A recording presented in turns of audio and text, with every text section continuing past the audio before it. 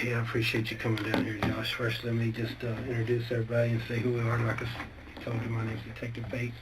My ID is 3023. It's my partner, Detective Cedillo, and his ID is 3014. Josh, I think I have your name. Is it? Spell your last name for me. Henry, G-N-R-Y. And is it Josh or Joshua? Joshua. And when's your birthday? And your address? That's right, 1516 Briar Run, Benbrook, Texas, 76126. And what's a good phone number for you? 817. Actually, I'll give you my mom's number because my phone's been. Okay, what's your mom's? 8991 4901. What's your mom's name? Lahonda, L-A capital J O-N-D-A. Henry? Yes. Bertinetti, B-E-R-T-I-N-E-T-T-I.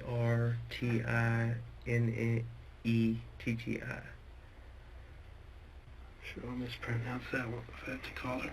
And you said your phone's messing up. Do you have another phone number? That's 817 992. I've had to go through multiple phones. 992-8596. That's my business phone number. That's a business. It's my cell phone, but it's just the one that's from business. Okay. Like I said, I appreciate you coming down here. You understand you don't have to be here. You're here voluntarily. You're free to go at any time. And basically, we're just talking to everybody that we can, man. Yeah, for We're, hoping somebody has some answers that we don't have, and trying to figure out what's going on here.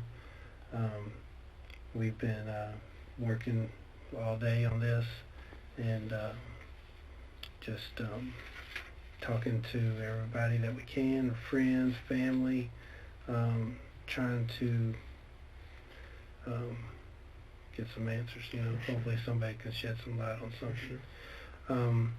One thing I didn't ask you, Josh, are you on Facebook? Do you have a Facebook or a Twitter, or do you do any social media stuff? Facebook, but I haven't been on in months. I mean, once or twice here and there, just to kind of, more than anything, just spread the word and pray for people, actually. Okay, what's is your Facebook under your name? Yes, sir. Just Joshua Henry? That's it. And what's your profile picture? So I know I got the right one. It's me and my son. You and your son. How old is your son? He turned 4 in August. What's his name? Remington.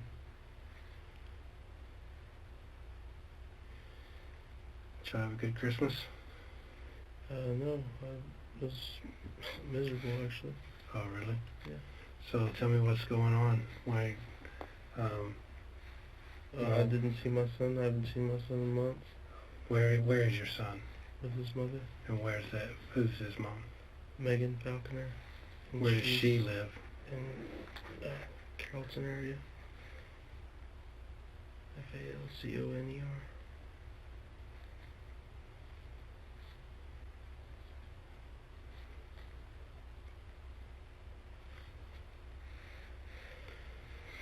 So, how do you know Nikki? Well, I mean,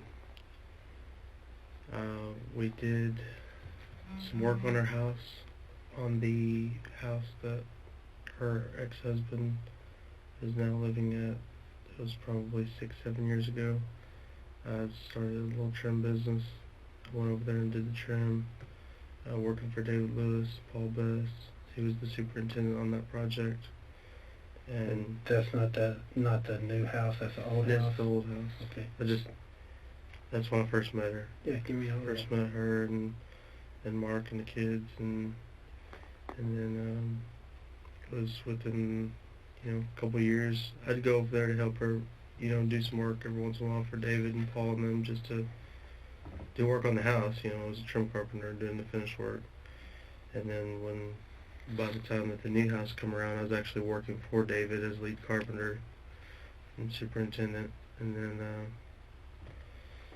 basically started the new house. I wasn't there from the start.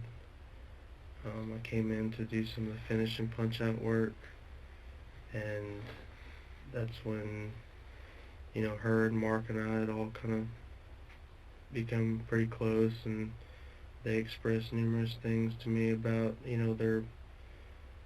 their divorce, but not divorce. It's like they were separated, but not separated. This is Mark and Nikki? Yeah. And at the time it was about a year after Megan and I had kind of split up, and I was going through a hard time, and we all sat down and talked and become friends, and then just one thing leading to another, like, she started to pursue me, and I was like, kind of caught off guard. I was like,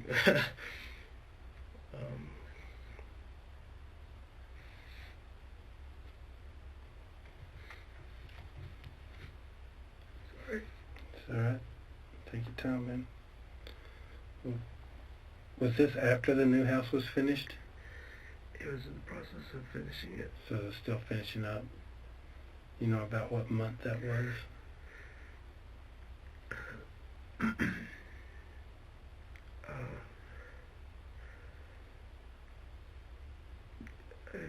October, November last year, a year and a couple months ago. So October, November of 15. Yes. When did they move in that house?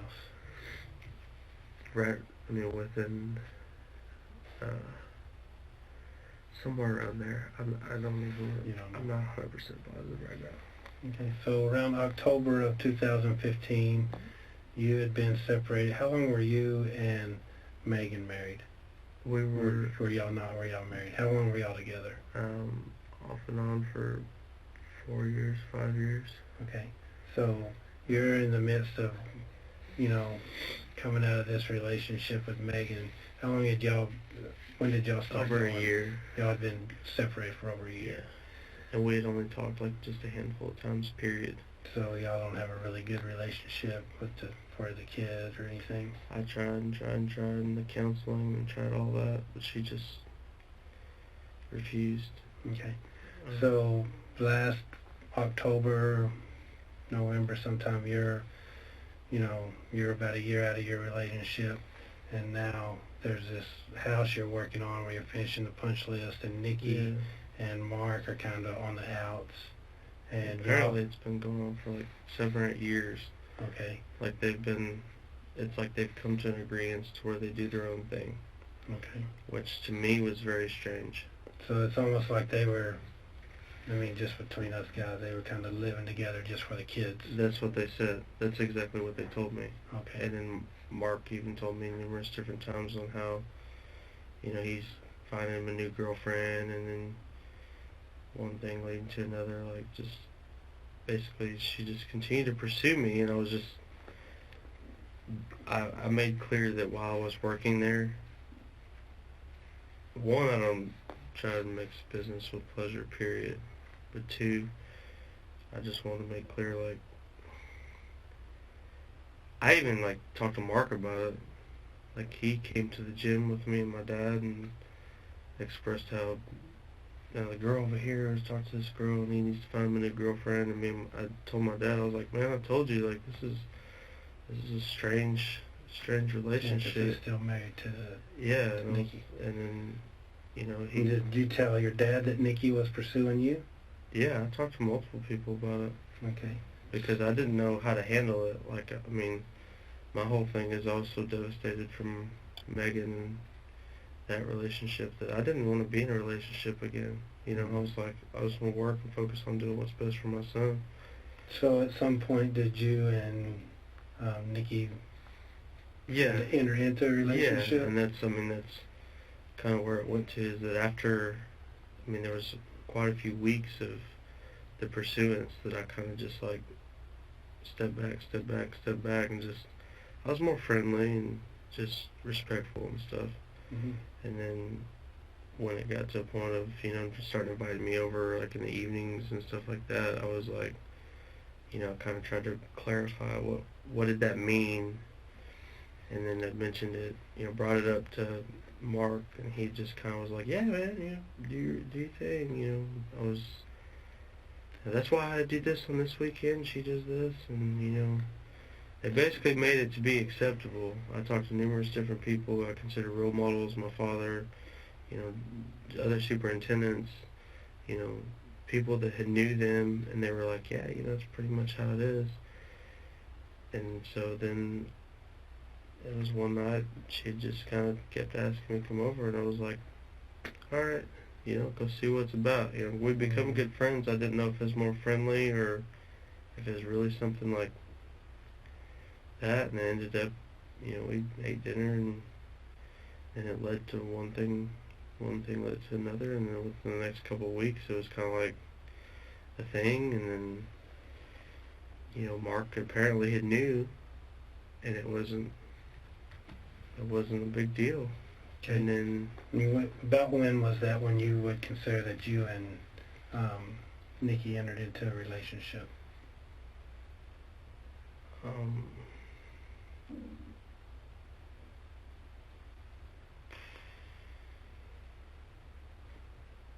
December, January Of last year, first of this year? First of this year.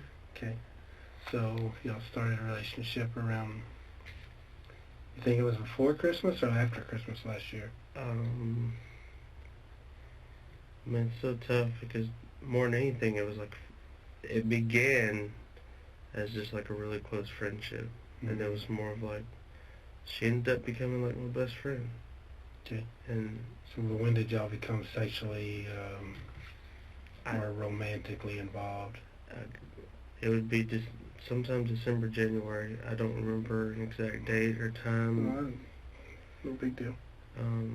December 15, January 16. Yeah, somewhere in there.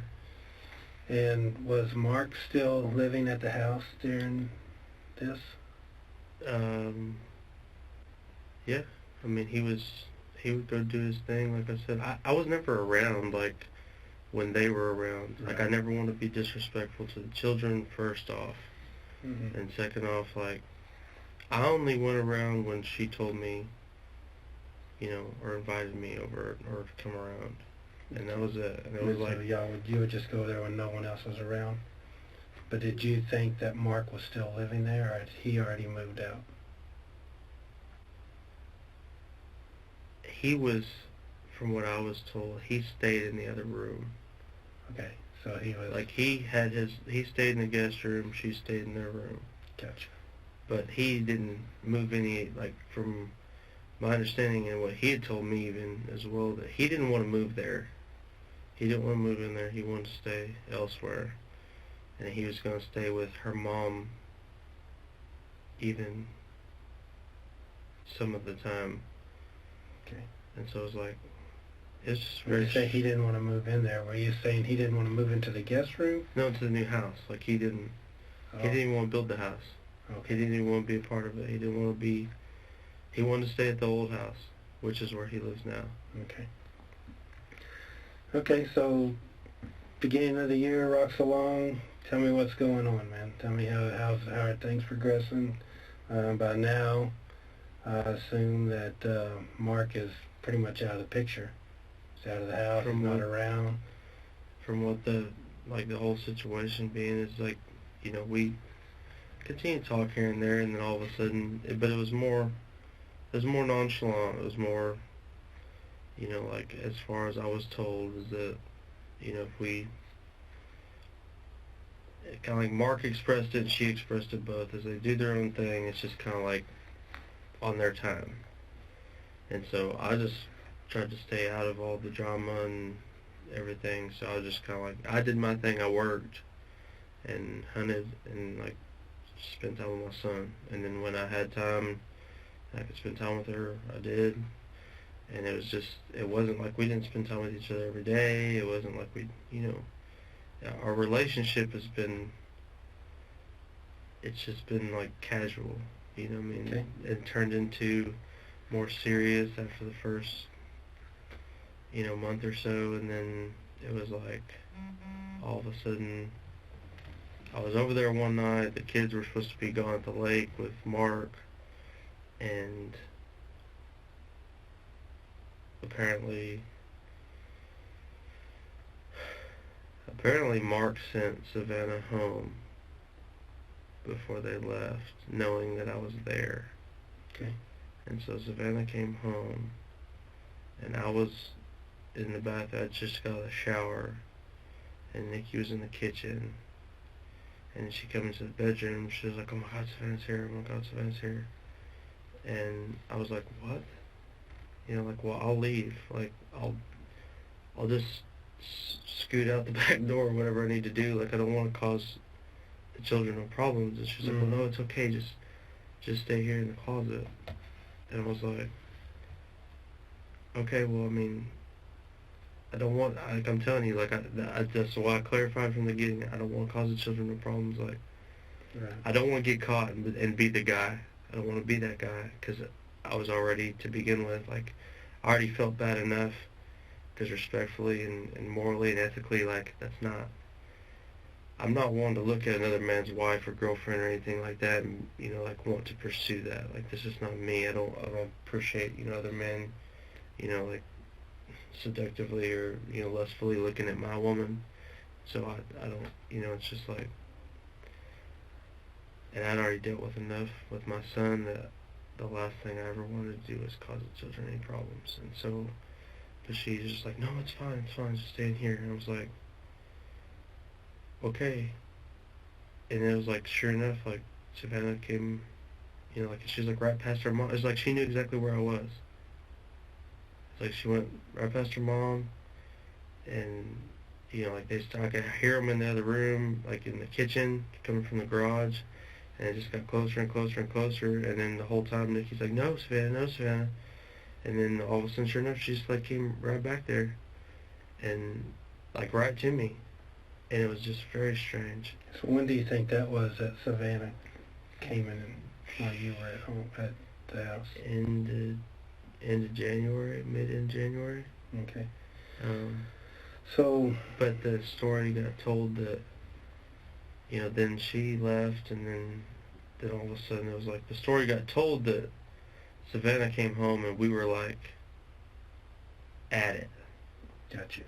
And that's not the way that's not how it happened. And then it was like within the next couple of weeks, all of a sudden Mark calls and he leaves me a voicemail, and he's like, "Hey Josh, man, I just want to call and touch base with you and tell you that, I truly thank you for being that guy. And, like, you've now given me plenty of reason to go ahead and move forward, and you can deal with all of the bullshit from here on, and, like, I know that it's you, and just want to tell you thank you. So if anything, you can just continue to do what you do, and just let me get the kids out, and we're going to move on about our lives, and you can basically have the rest." So and, like, called me and thanked me for... This was on a voicemail? Yeah. Giving him the opportunity to finalize. Did you save that? Yeah, I got it. You did? Yeah, and it was within the next week or two, and all of a sudden Judy calls me, and she, like, threatens my life, like, says, "This is no idle threat, like, within the next year, I'm going to bury you and put the last nail in your coffin, and if not, I'll make sure that you never see your son again." And I got that recorded as well, because that happened 2 or 3 different times. And I continued to ask her, I was like, "Judy, like, what did I do? Like, this was not my decision. Like, I contributed, but, like, I didn't, what did I do?" Gotcha. Okay, so Mark has called to thank you, Judy's called to threaten your life, and so I just want to disconnect. At that point, you're trying to separate yourself. I'm sure Mark he found his out, like you said. He's kind of thanking you. He sounds like a dude that was just looking for an excuse to get out. He finally got that. I guess he goes to the old house then. Yeah. Well, I mean, he was going to he stayed with her mom, Judy, for a while. Okay. And then one thing leading to another, all of a sudden, there was a solid few weeks that we didn't, we talked on occasion, me and her, but I told her, I said, like, your mom's like threatening my life, and threatening my son. I said, we cannot do this. I said, I gotta get away. Like, I don't know what I did or why, and apparently I ruined the children's lives or something, but I didn't do that, that. And she's like, well, don't worry, I'll handle it,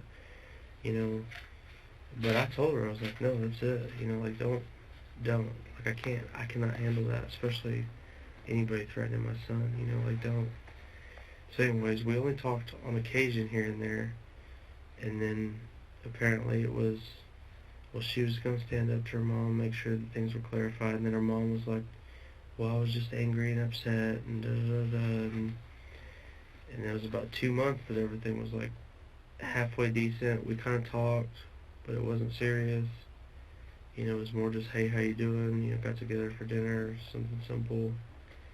And then it went from that to, things got real serious again as far as, just intimate and loving. And, I loved her. And Wait, did you spend the night there?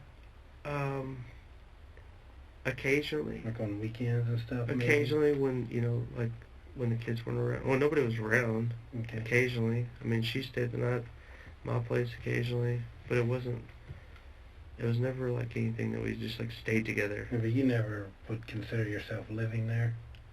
Like... There was times that I stayed there for a couple days. Okay. Did you ever stop having your own place and just move in with her? There was never a time that I moved in or she moved in. I mean... You always maintained your own homes? Well, we had our own residences? We had our own places. But, I mean, it got to a point there for a few months that we were together. 24/7 for a while? Outside of when the children were there. Right. Because I told her, I never want to cause the children any problems. Okay. So, how long things got really serious, Yard? For a few months. Do you remember what months those were? Spring, summer, fall? March, April, May. Okay. Right in there. It got, pretty serious, and, the emotions and the care and the love was, it was real. Or at least real on my end. I really loved her and cared for her. And then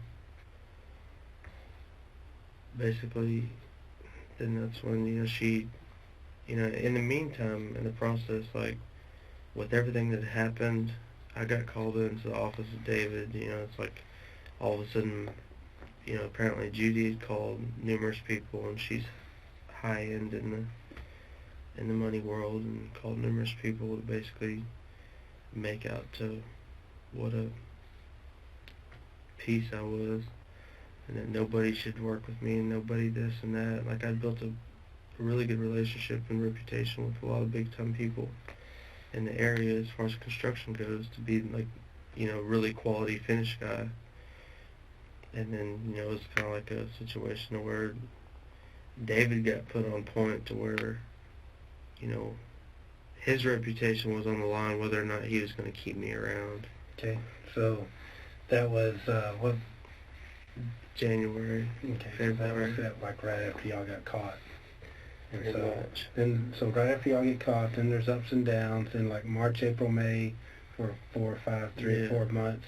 It's pretty serious. Things got better. She said she had all that under control. And, she helped me, get a new truck, and wanted to help me get our business, which is my business, but it was kind of like our business. Okay. Get our business going. And what kind of truck did you get? It was a Chevrolet, 2016 Chevrolet Dually. What color is it? Black. 2016? Yes, sir. 3500 high country. Nice truck, huh? That's a real nice truck. And a trailer, and, box trailer to keep the tools and stuff in? Mm-hmm. Alright. And she, So, at what point does it go from everything's good, she's getting you a new truck, you're getting your business going again? At what point does it kind of hit the rocks again? everything was going good with my custody stuff. for my son. Like, I did walk the line, you know, did all the therapy, all the counseling, all the classes, all the social study, all, you know, all that stuff. And it was like right before, the only thing I had left to do was the social study. And my attorney, you know, at the time, we went our separate ways. She was going to have back surgery and be out for a couple months, and it was at a time where I was going to have to re-up, you know, a few $1,000s, and she was like, well, Josh, you know, maybe call a couple, because she was a friend of mine's mother, and she was like, well, maybe call a couple other attorneys, because I'm about to go into serious back surgery, and I'm going to be out, and I don't want to not give you 100%. And so there was a time that I didn't have an attorney for that, and at that time, Nikki, you know, we had split. I say split. It was just, it's such an off and on thing. But we stopped talking for a few weeks, and all of a sudden she called me out of nowhere, and she's like, well, I talked to some people, and I know some people through the court and this and that, and I can help you get a good attorney, and I know this guy. And long story short, she helped me hire this attorney. It was like $10,000, and she knew this attorney was going to be the best attorney in the whole Denton area, going to help me go in and clean this up, try and get my son. And then that was the turning point. And it was like, all of a sudden, like, she helped me get the attorney. Within the month or so, helped me get the truck, and then she turned and basically brought to me like these, I guess, like investments and money and all this stuff that, like, I guess Judy had brought to her, and she had them all, and she's like, well, look here, look at this, you know, this is $1 million something here, this is this here, and this is this here, and this is this here. And she said, and all that's going to Mark now because of you. And I was like, what? I'm like, hold on, like, what are you talking about? So then their divorce was final. He got a slice of the pie, and now they're blaming you. And now it's my fault. And then now that she's continuing to see me, now Mom, Judy's taking her stuff to give to Mark, because she's not good. The February, March, April, May. That's into June. March, April, May, things are going pretty well. Yeah, it's like, was getting pretty good. It's almost like... So then the summertime, it starts going downhill? It's like it almost got real good, but it only got real good for a reason. And, you know, the whole time, like, I'm just oblivious. I don't know, I just believe everybody, I guess. Like, I was just oblivious to, you know, what was really going on. And then after that point, I basically got told that, you know, it's like, now I have full control. You know, like, you do what I tell you to do. That's because, you know, she helped me get a truck, helped me hire the attorney, helped me, you know, get going. And it was like, from that point on, it was literally like, if I didn't do what I was told, then I was, like, threatened.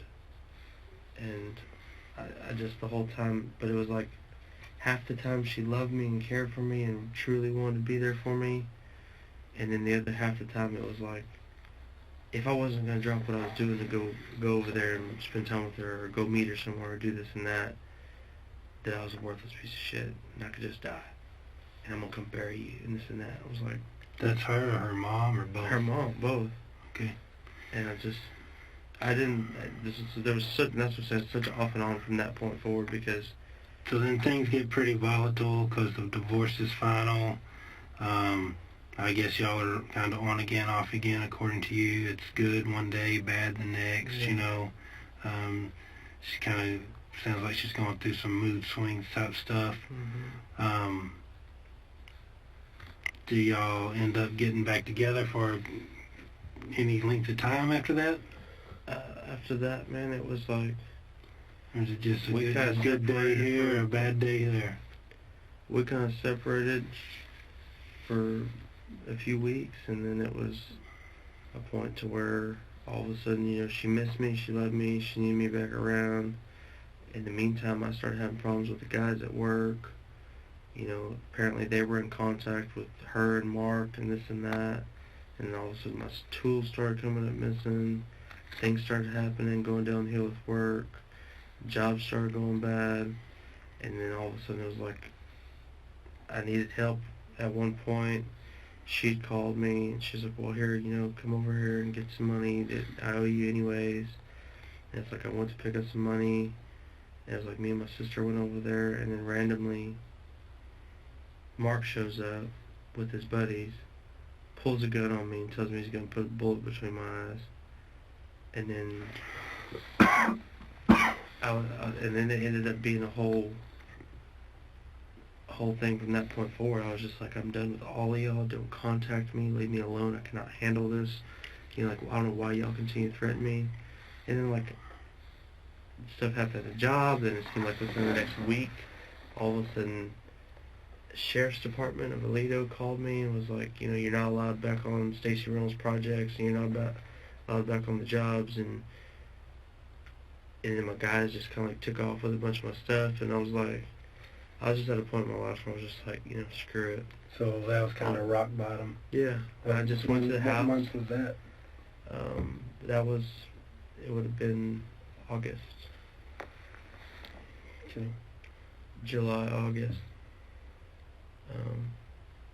Mid-July is when things got,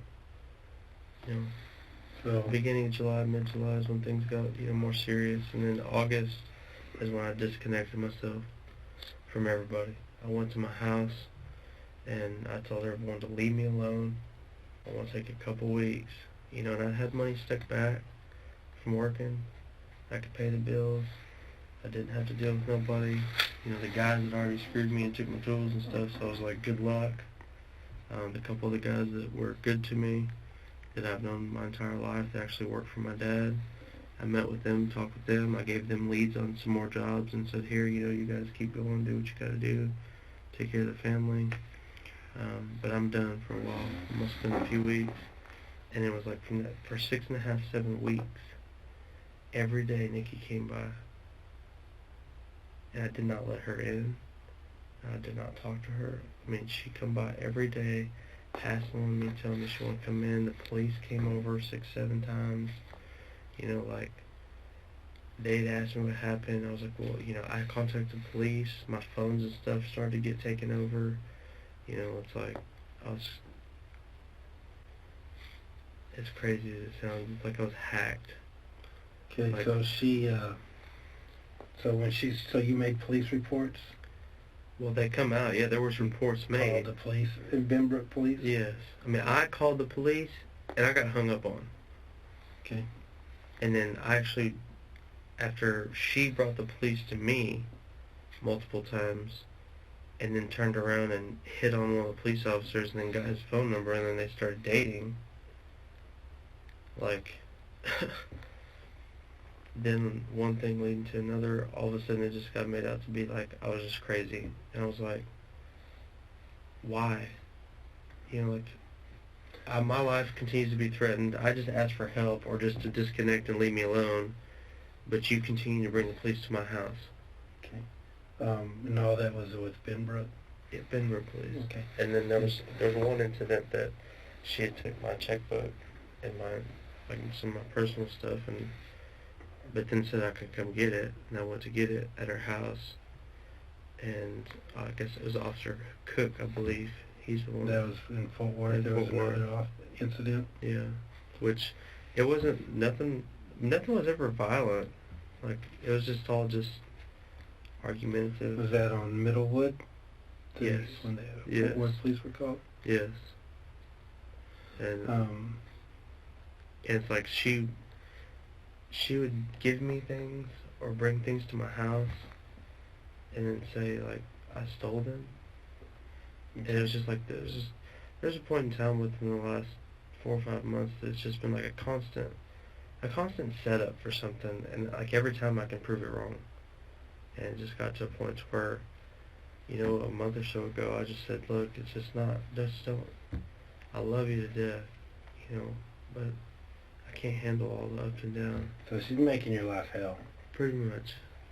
And it's been really bad. Kind of either trying to set you up, trying to make you look like a thief, when you try to get a job, bad-mouthing you, trying to run your name down. Exactly. But then it's like, she says she doesn't, but I know, I mean, it's her, Stephen Malik, her mom, and Mark.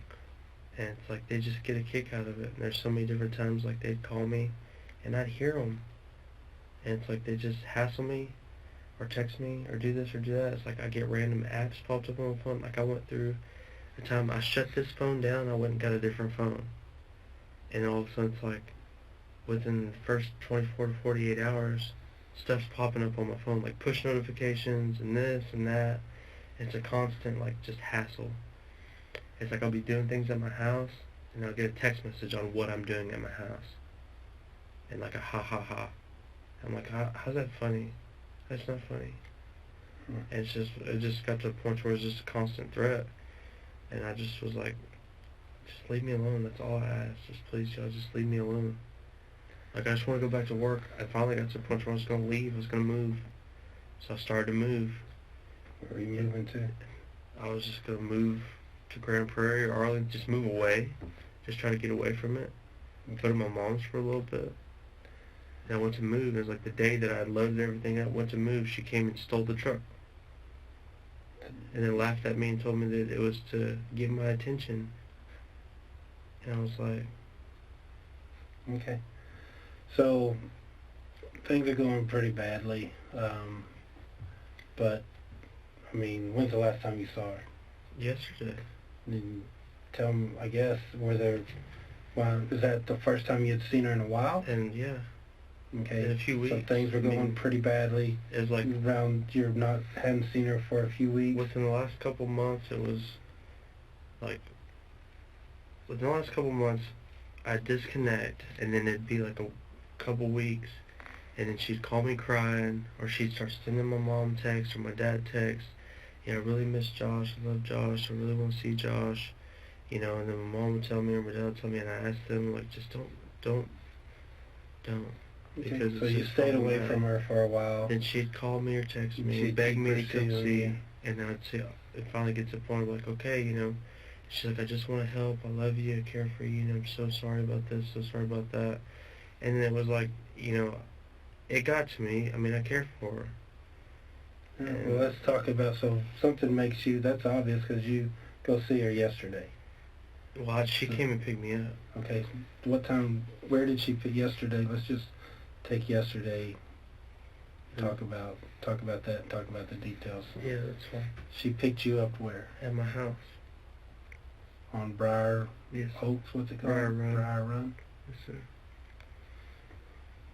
And, what time was that? 10, 11, somewhere in there. A.M.? Yes, sir. Around lunchtime. She came to get me around lunchtime, and she had a nail appointment or something. We were gonna run and grab some lunch, and the whole initial thing was that she was gonna go to Cabela's, and it was just coincidental that I just talked to my mom and stuff about needing to get to Cabela's to renew my credit card because my credit card had problems with it, it had been compromised. And I talked to the bank about it, and they were like, well, you just need to go to Cabela's, and, they'll exchange it out and get you a different one with a different number. And then it was like, all of a sudden, she just started messaging me, and she was like, hey, what are you up to? I really miss you. I want to see you. I'm going to Cabela's. I was like, what are you going to Cabela's for? I was like, actually, I do need to go to Cabela's, and, my trucks are down, and, I've actually, the last 4 or 5 days, I've disconnected so much that I've actually walked and left my house and like slept on the street. Where's your truck at? It's at the house. What's wrong with it? Electrical stuff that was put into the engine and just weird stuff. It's still under warranty, right? Yeah. Okay, so 10 o'clock, 11 o'clock, she comes and picks you up. Yeah, I'm sorry. Where do y'all go? We started heading to Cabela's, and we went out to Cabela's. Did y'all go? You said that she had a nail appointment. When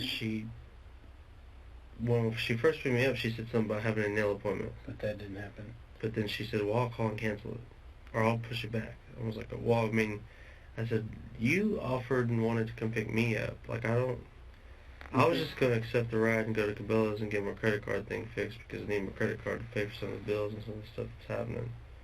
Okay. So when she picks you up, do y'all go eat or do y'all go straight to Cabela's? We went straight to Cabela's. What time did y'all get there? Within the hour. I mean, 12:30. So something like that. And then we went to Cabela's, and I was like, we walked in, and like the whole way out there, you know, she kept asking, well, why aren't you talking, why aren't you this? And I was like, Nick, I was like, babe, I don't really have much to say, you know what I mean? So was she driving or you were driving? She was driving. And what kind of car was she in? Escalade. What color is it? Black. Black Escalade.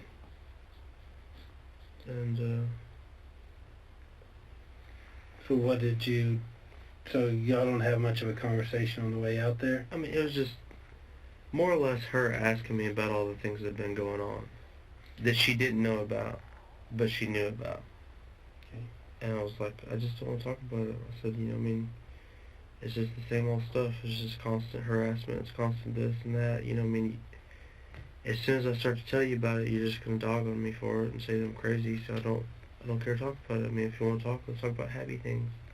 Alright. You know, I just want to be happy. I want to smile. I want to laugh, love, and you know, just live life. I'm ready to get back to work and live my life. We went to Cabela's. It's like we went to walk up, and you know, we walked in and went our separate ways. You know, she went to do her thing, and I went to do my thing. What did you do at Cabela's?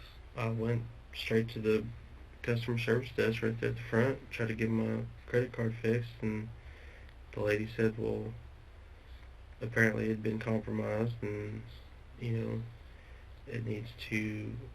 they're going to have to send me a new card. So I couldn't get a new card, but she'd give me a temporary information to where I can use it that day if I needed to.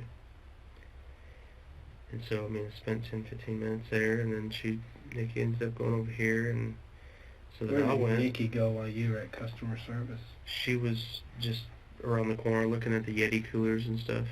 Okay. And then, you know, by the time I got done with that, I walked around, and she was looking at the Yeti bags, and she was like, oh, these are so cool. And I was like, yeah, they're really awesome, actually. But, you know, the price on them is also pretty awesome, too.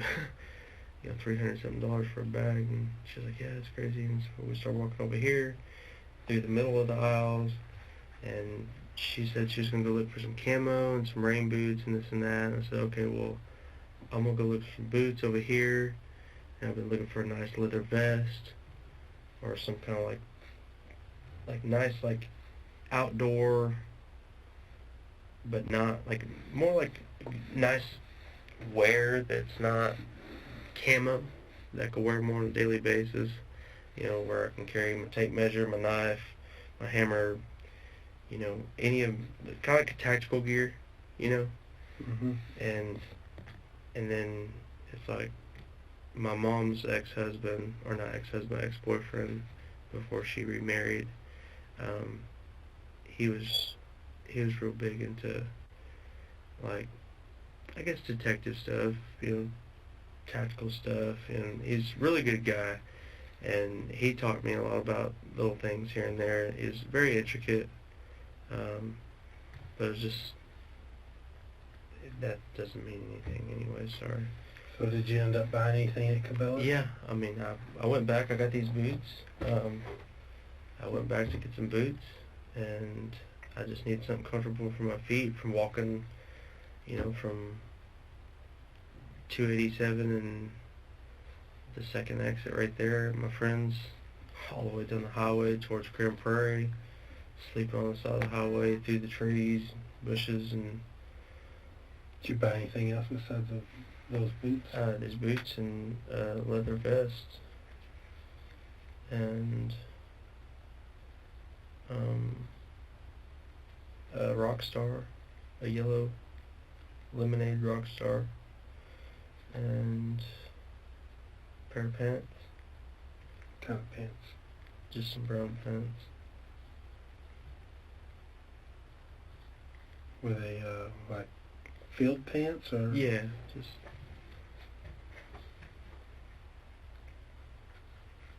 And Anything else? I think there was no. I Yeah. mean, it got to when I finally went to check out. Nikki ended up paying for it because my card wouldn't go through. Sat there and I was like, oh my goodness, here we go. You know, like my card wouldn't go through. I was like, well, I just talked to Pat, the lady over here. She said she gave me temporary information. If anything, go get her. You know, and so like, and Nikki grabbed a few extra things, and she had all did her Nikki things. She had some like a couple sets of camo, something or other. She went there to get boots, supposedly, and rain gear. Did she get any of that stuff? No. Though? So she just got some camo Some gear? camo stuff, and then. I mean, I don't honestly. I went to check out. The stuff started happening with the card. I was sitting there explaining to the guy, and all of a sudden it was kind of like it wasn't a scene, but it was just like, man, come on, dude. Like if I have to, let's go get Pat over here and talk to her, and then, you know, the people behind us were like, well, can you just go ahead and do this? And I was like, I'm sorry, you know, like I got to a point where I was just like stressed out. I was like, oh my gosh, like I knew this was gonna happen. Mm-hmm. So I was like, okay. Well, then another lady from customer service came around, and she was like, well, what's going on? You know, just need to manually put it in. I was like, I did that. You know, here, you can try it. And she was like, and she tried it, and then another lady tried it, and then, well, come over here. And so then Nikki was standing there, and then it got to a point where Nikki was like, well, I'll just pay for it. You know, just pay for it, and you can go handle that. And so I was like, okay. So I went around, started to handle the thing with the card again, and then Nikki paid for everything, and, you know, there was a couple of things that were in, like, the bags that I didn't know. You know, it's like stuff for me, but I don't know if it was really stuff for me or what. So like I just, camo stuff. Yeah, I mean there was a couple little items that were in the bags of stuff that she had gotten, and right before she checked out, before I walked around, she said, "Well, I'm gonna go back over here. I'm gonna grab a couple other things." I was like, "Okay," and then she come back. What were those things? I don't know. Okay. By the time she got back, I was around the corner. She went to check out. Do you think y'all were there about 12:30 p.m.? Yeah. About 12:30, 1 o'clock, 1:30, and then she wanted to leave. What time did y'all leave there? I would say probably about in between 1 and 1:30. She had her appointment. Maybe it was a little after that, because then she had pushed her nail appointment back to 2, from 2 to 4, and then it went from, then she just called and she was going to cancel it. So where did y'all go after Cabela's? She asked me where I'd been the previous few days and didn't believe me that I'd been, you know, just walking, just trying to clear my head and disconnect. I was like, well, I can show you where I've been walking and all this, you know, things I've seen on the highway or where I stayed and this and that, and, you know, we're actually seeing Mark in his truck where he came by, and then Stephen Malik, and, you know, like the strange stuff that had been happening. I was like, I could take you by these places. So we just went on a joyride for... So y'all went riding around? Just riding around for a little bit. For how long did y'all ride around? Hour and a half. Then where did y'all go? And we were going to swing by and see my mom, and then my mom was busy, and my mom just couldn't, you know, my mom and my dad, they wanted me to just stay away because it's been so problematic and so threatening. But, you know, it's like, Nikki calls me crying, she loves me, and she's so sorry, and she doesn't want this and that, she wants to help, and, you know. So y'all rode around for an hour and a half? Rode around for a little bit and talked, and... Then where'd you go? And then went back to her house, and we were there for a few minutes. You know what time y'all got back there? If I would say, I'd probably guess between 5 and 6.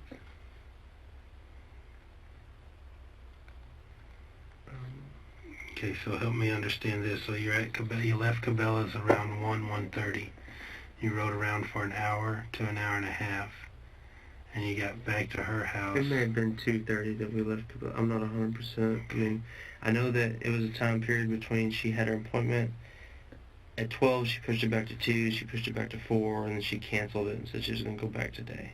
Okay. So it may have been 2:30 that we left Cabela's, 2:33, and then we rode around for a little bit. It may have been 5 or 6. So you got back to Middlewood around 5 or 6? 5:30, 6 o'clock. What y'all do there? Well, we went in, and of course, you know, after everything that happened off and on, she had said that she had to take Ben. The babysitter, Ashley, was going to go adopt a kitten or something. She had to take Ben, his overnight bag with some sleeping pants or whatever. She started opening boxes of gifts and clothes and this and that, and I just kind of sat there in the kitchen. I went to use the bathroom. She had poured some glasses of wine. I was like, you know, I don't really want to drink the wine. There was like some white residue in the wine that was just really strange. And then she's like, oh, well, here, you need to take your medicine or something. She brought me these 2 little green pills I'd never seen before. And she tried to get me to take those, and I actually didn't take them, and I didn't drink the wine. I mean, I drank a little bit of it, but there's been a couple different times here and there where she's actually, like, put stuff in my food and in my drinks. Okay. And the little green pills, actually, I didn't take. I acted like I was going to take, and she was really persistent on me taking them, but I didn't take them. Did you ask her what they were for? Well, she said they were, you know, for my allergies and my indigestion and stuff, but I'd never, like, I'd taken the Zantac that she gave me here and there, and a couple other things, but I tossed them up on the cabinet. Where? From the entry from the garage, as well as with a napkin that I wiped the wine glass with that had all the white stuff on it, because it was just very strange. It was another one of the times that I felt like I was. So when you come in from the garage, there's a cabinet, like the cubbies and stuff, you threw a napkin up there that has pills in it? Well, there's the 2 little green pills that she gave me. I didn't know what they were, and I'd never taken them, never seen them, anything like that before. And she was, you know, here, you need to take these, you know, for your acid, your indigestion, this and that. And I was like, well, okay, so just see, take them. I was like, okay. Well, then I kind of walked into the room, and I just kind of like did one of those and like tossed them up on the thing, because I didn't know what it was. I didn't feel comfortable taking it. I've never seen anything like it before. And I was like, well, she was like, well, I'm gonna go take care of Ben. I'm gonna go do this. And I was like, well, I don't want to be here. Like, why did we come here if you're gonna leave me here? I don't want to be here by myself, because that's just a situation just like every other time, you know.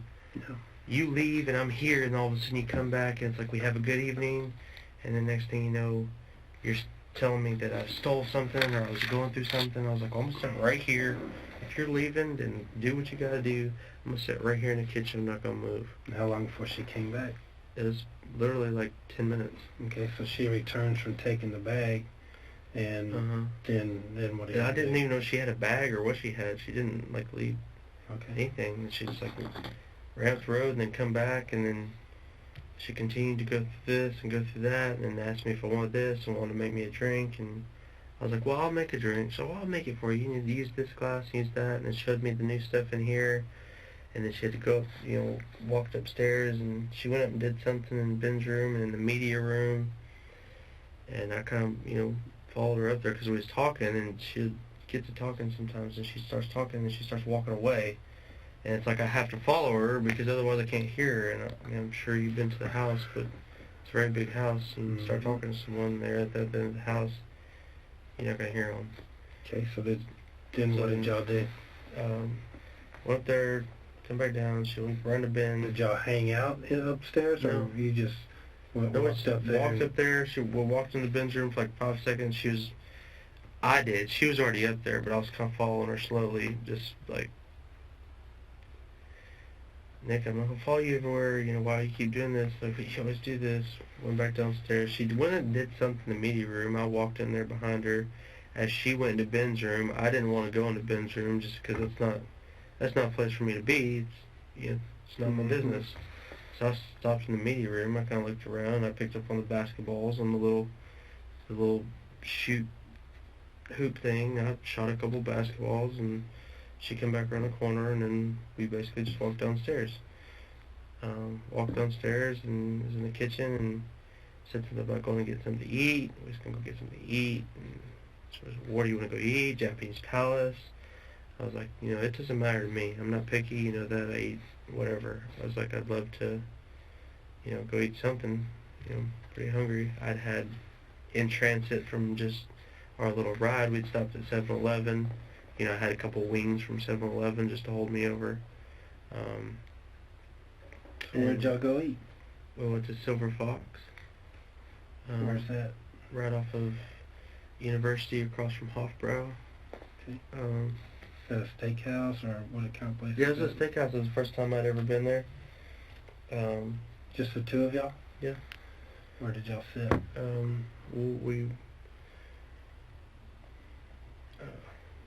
You walk in, it's like the front desk is here. You take immediate left and immediate right, and it's like the windows that are along the university area.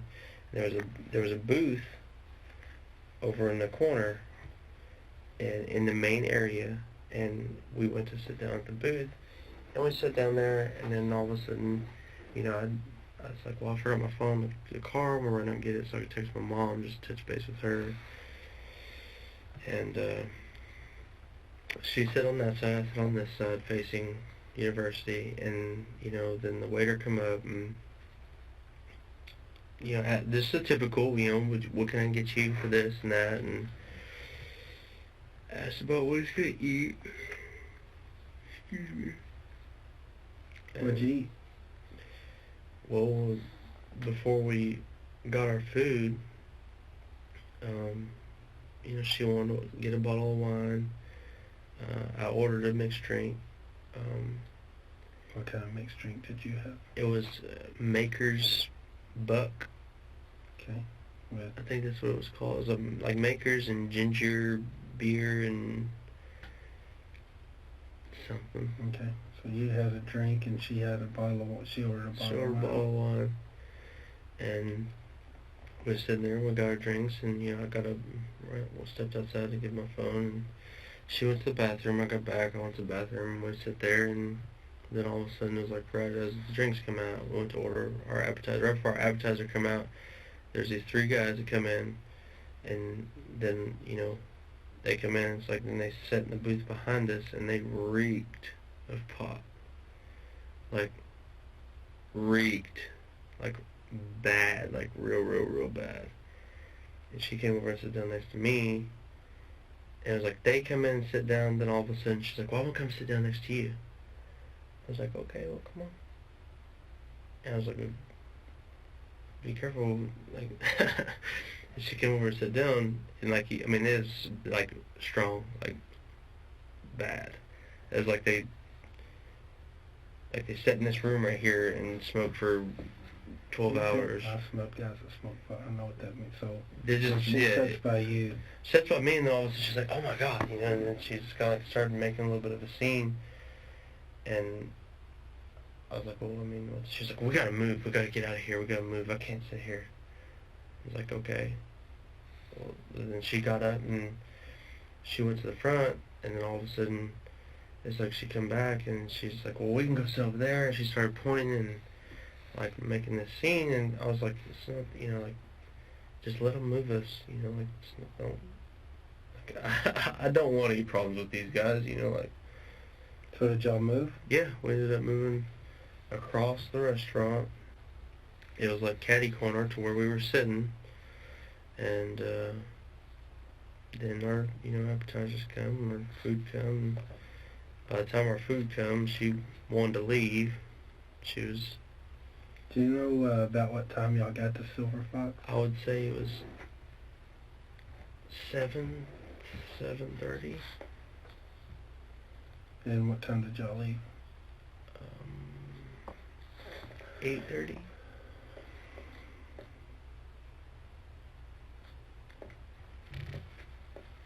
And where did y'all go after y'all left for Silver Fox? I went back to the house. On Middlewood? Yes, sir. Okay.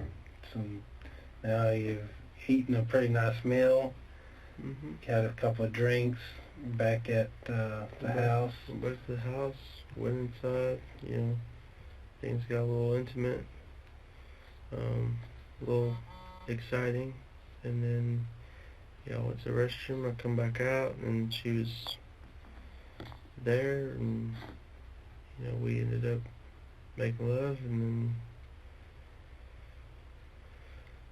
basically, it's like that happened. We had sex and made love, and then I went to throw some pants on and step outside and smoke a cigarette, and she got all pissy about me smoking a cigarette and going outside, and just, you can go ahead and leave, and one thing leads to another, and I just ended up leaving.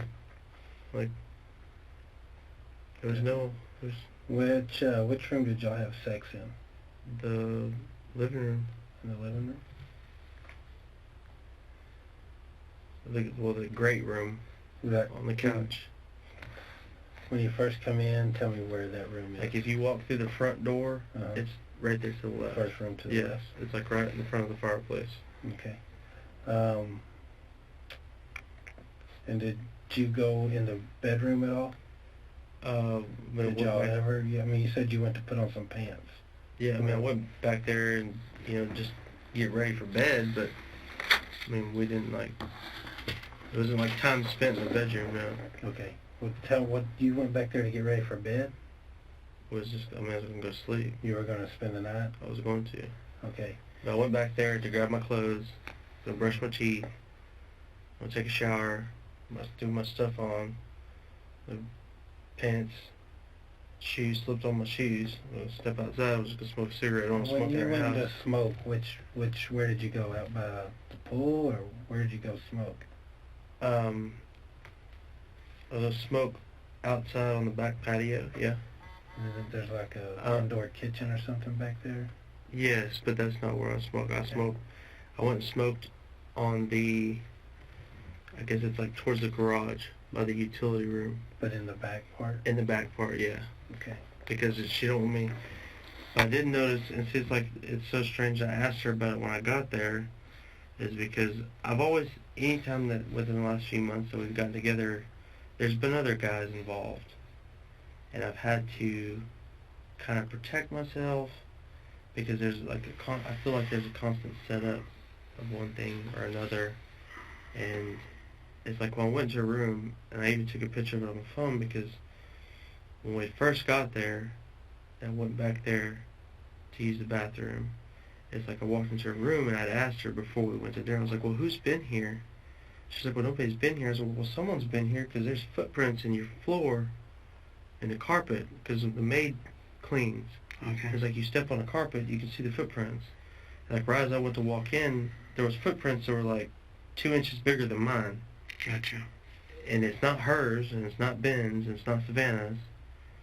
And I'm pretty sure that Mark has the same size shoe, or smaller, like my feet. He's not much bigger than me. Right. And so I asked her, she said, well, I don't know. And then that was like another thing. It's like, there's been times I've been there where there's been someone else there, but it's like, I'm like, who's here? Like, there's someone upstairs, and there's nobody upstairs, but I'm not allowed to go up there. Okay. And it's like, I don't know. So was there anyone else there last night? As far as I've seen, no. But there was obviously someone there at some point in time. I even took a picture of it on my phone. I was like, Nikki, it doesn't make no sense. I was like, another guy's been here, obviously. That's not a girl's footprint. And that's not my footprint. I was like, look, I put my footprint next to it, and I drew a line. I was like, look right here. I was like, no, look at that footprint. It's like 2 inches bigger than mine. I was like, so whose footprint is that? Mm-hmm. And when did that? Where are they at? And you said you took a picture of that with your phone? Yeah. Okay. You still got that picture? It's in my phone. Okay. And So, do y'all get back there and y'all do your thing? You kind of in and out of the back room, whatever, getting ready, doing y'all's thing. Y'all have sex in the front room. You go out back, out by the garage to smoke. Mm-hmm. And what time? I mean, how long does this take? Oh, A couple hours? No. Y'all just hanging out? No, I mean, it was like literally, we got home from dinner, and I mean, by the time we got home, she was, how do you say it, very excited, like wanted to have sex, and like, before we even got there, she was like trying to take my clothes off in the car, and we could walk through the door. When y'all came home, did you drive or did she drive? I drove. You drove? Yeah. Okay. Do you park out front? Where do you park? In the garage. Okay. That was the black Escalade? Yeah. Okay. Were there any other cars around? There was a couple cars out front. There was a truck. I don't know what. I just remember a truck. Like you pulling off of Bel Air. You do the right, the little circle. There was a truck here. There was an SUV in front of her house. Not like in front of her house, but on this side. There was a black, like maybe Infiniti. So nothing out of the ordinary. Well, there's all the cars in the neighborhood of the neighbors, they park in the garage or the driveway. Mm-hmm. And so when there's cars in the circle, I always ask. Because I'm like, well, who is that? Do you know them? Like, because it's very strange. Because the house up on the hill, they all park in the back. The garage and everything's in the back. The house next door, there's a drive that goes up into the garage on the side. Then there's the house that's directly next door, which they have the garage that's like opposite of her garage. Okay. And so like there's a white SUV, a dark SUV, and a truck. It's like there was some girls or something in the white SUV. Okay. And then I don't think there was anybody in this SUV, and I don't think there was anybody in the truck. So you pull in the garage. Do you close the garage door or leave it open, or do you remember? I closed it. Okay. I mean, with the little clicker, the little button on the thing. Okay. Garage doors are closed. You go in there. I mean, it's got to be getting close to 9, 10. 8:30 now. I mean, it's like right after we ate. Like Silver Fox is not even 10 minutes from our house. Okay. It's like we go home. It's like we literally, she was like taking my pants off and stuff in the car. Mm-hmm. And we walked through the door. It's like, went to the bathroom, come out of the bathroom, she was like naked on the couch. Okay. Well, not naked, she had her underwear on, her bra and her panties on, and her high heels still. It's like I come out of the bathroom and I was like, whoa. She was like, come on. And, it kind of happened. And I would say maybe, like 30, 45 minutes. Okay. And then, it was like immediately after, there wasn't but just a few minutes, and I don't know, I mean, I've never been one to smoke cigarettes. Within the last 6-8 months, I've smoked cigarettes. I used to dip all the time. I tried to quit dipping. I decided, hey, I quit dipping and anything for 8-9 weeks. And then, just all the stress and everything from everything going on, I've started smoking cigarettes every once in a while.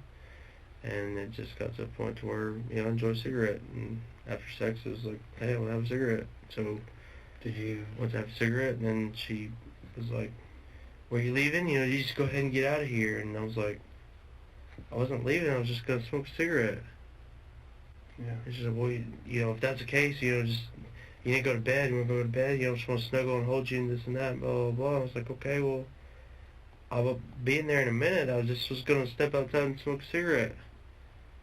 Well, when I stepped on the back porch, I went to throw a napkin in the trash, or a Dr. Pepper can in the trash, and I noticed that there were cigarettes in there that it was not my cigarettes. Mm-hmm. But she doesn't smoke, or so I don't know. And so then I was like, that's strange. I was going to go ask her about it. I was like, no, it's just going to cause a fight. She came back around the corner. One thing and another. Went out the back door, smoked a cigarette, come back inside. The tension kind of rose a little bit. I was just like, screw it, I'll leave. What did you do with your cigarette when you finished it? I threw it over the fence. Okay. So you come back in. You said you have a fight? Well, it wasn't a fight, just our fights are never, they never like really been fights. It's just like disagreements, arguments, whatever. Like, and just to a point, I was just like, I had my bag, like a little paper bag with all my stuff in it from the time I walked through the door, because I know, and I told her, and she knows. I'm like, so what are you doing? I'm like, I got all my stuff right here, my stuff that you put in the washer for me. Yours don't wash. I was like, because if you start the stuff, if you start all the craziness, you know I'm going to leave.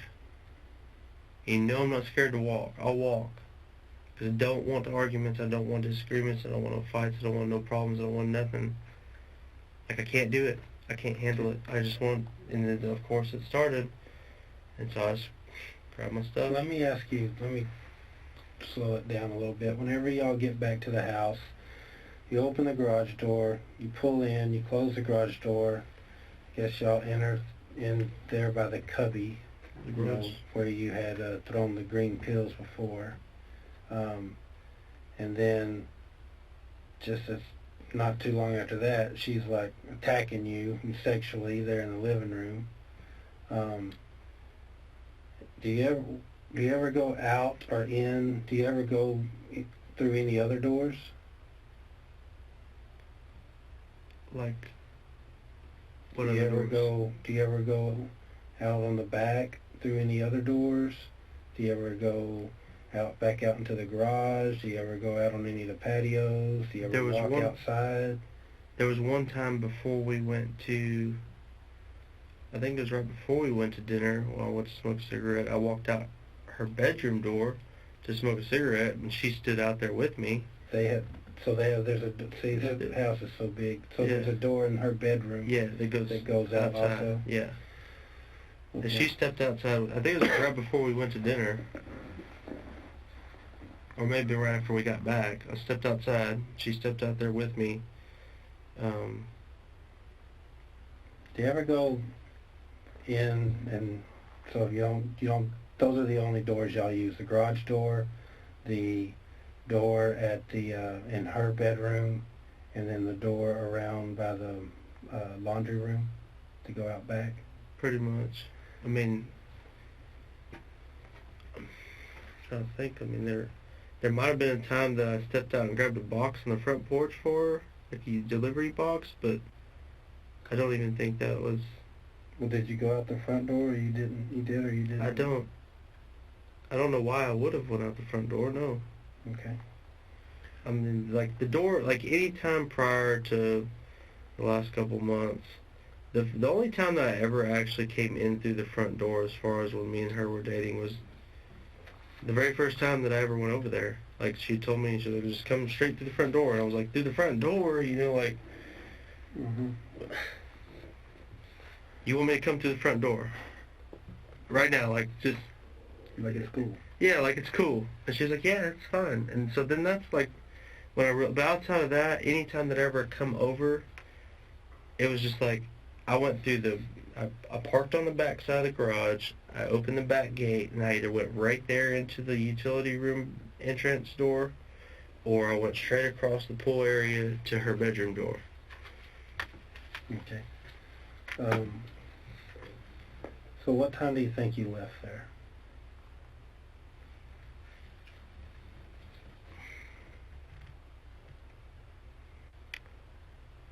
I honestly have no clue. If I was to guess, I would say it was 10. Okay. Before midnight? I would probably say yes, for sure. Okay. But after 10? I didn't. If you don't know, man, say I don't know. I don't know. Cool. I mean, I didn't check the time. Like after she started all the stuff and wanted to get. And it's all right not to upset. remember what time you left, but you remember what door you went out. Yeah. And what door did you go out? The door by the utility room, like I usually do. And you went out the back? With the gate, yeah. Okay. Well, I mean at the back, but the side. Okay. And where'd you go? I walked down the drive, and I walked around the corner, and then the new house that's being built, The one right next door. Mm-hmm. I cut through there, hopped the fence, walked up on the service road, walked home. You walked all the way home? Yes, sir. Do you remember what time you got home? No, because I didn't have my phone. Was there any... Where was your phone? It wasn't a bag, but I had... Did you leave that bag there? No, I had the bag with me. So where's your phone now? I don't know, actually. I got mad and threw it. Do you remember where you were when you threw it? Right outside, over there on the Arbor Lawn, Bel Air, right there. Because all this stuff has all been technological. It's just like technological harassment. And so it's like, I just got mad.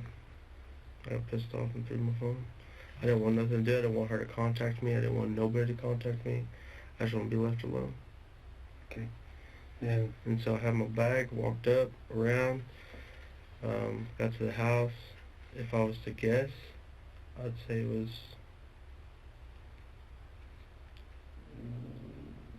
1, 2. Okay.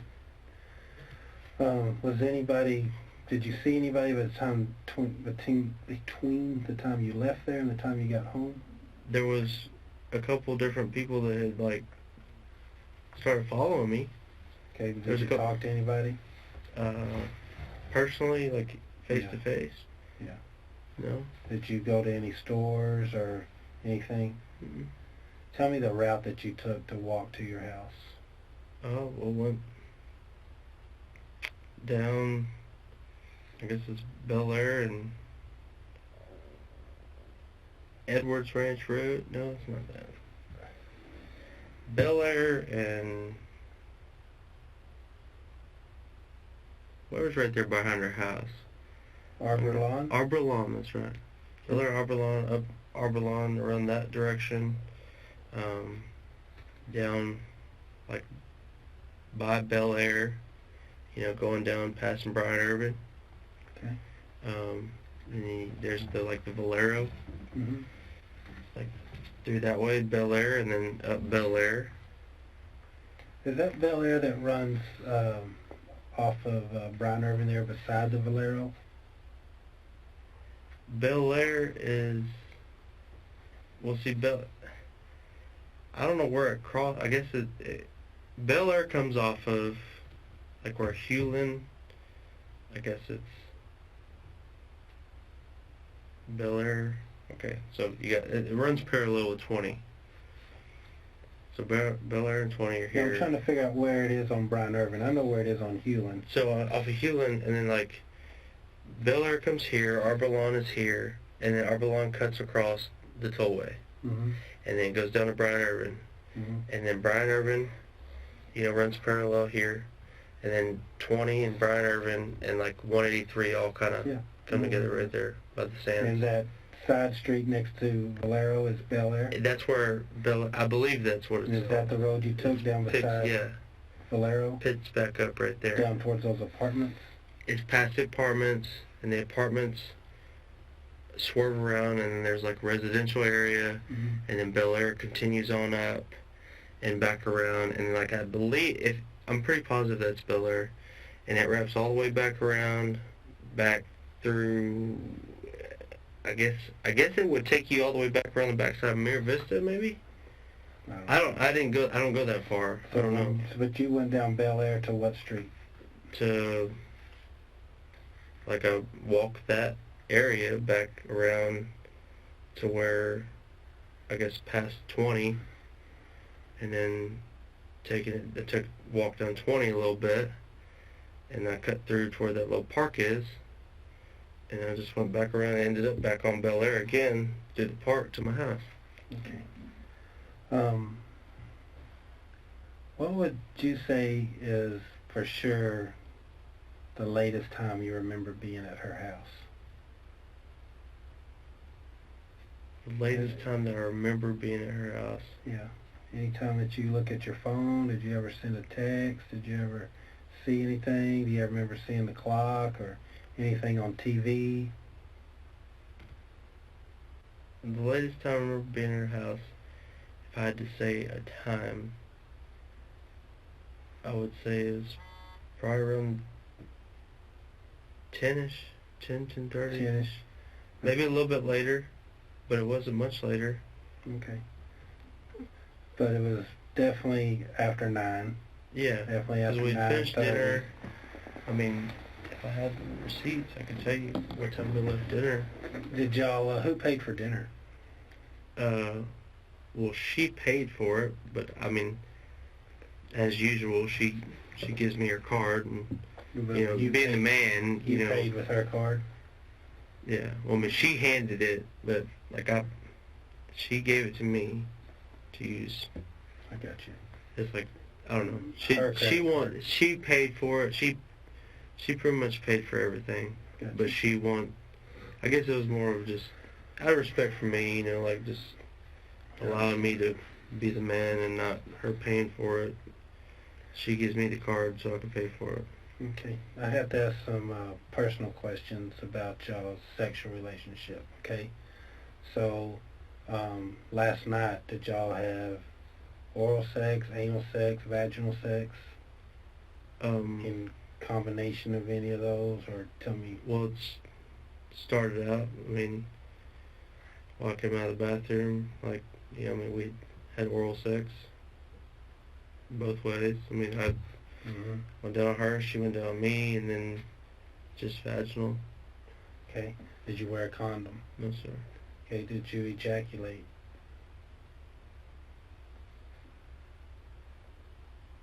A little bit. Okay. In her or around her, on her, do you know? Well, I'd say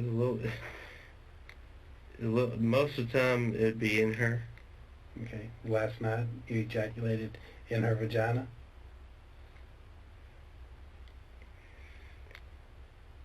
Last night was the first night in a long time that I had done anything sexual, and it was almost kind of strange, being that I felt like I was going to, but I don't know that I really, did. Okay. But it was like a completion point to where you were done. I was, I could have kept going, but it was like she was good and I was good, and it was just kind of like. And where were y'all when that stopped? On the couch. In that big, great room, the living room? Yes, sir. On the couch. Opposite couch of the entryway. Closest to the pool? Yes, sir. Okay. So then, hang out. You leave sometime between 10 and 11. You don't know for sure, but you walk straight home from there. You get home around 1-ish. Something like that. And I went in and took a shower and laid down and went to sleep. And what'd you do today? Nothing, actually. I mean, this morning I got up. When I did get up, what time did you get up? I would say it was probably, the first time I woke up was around 5, 6. I woke up, I heard some noises outside. I stepped outside. I made sure that the light was on the front porch, or not front porch, but the front, like where my driveway is. I got LED light hooked up, a Husky work light, you know, that has the little 3 things. I turned that on. Trailer, one of the locks on the trailer was unlocked, so I made sure that was locked. I went back inside. It was freezing. My house is pretty much empty because I've been trying to move. I slept on the floor. Went to lay back down on the floor.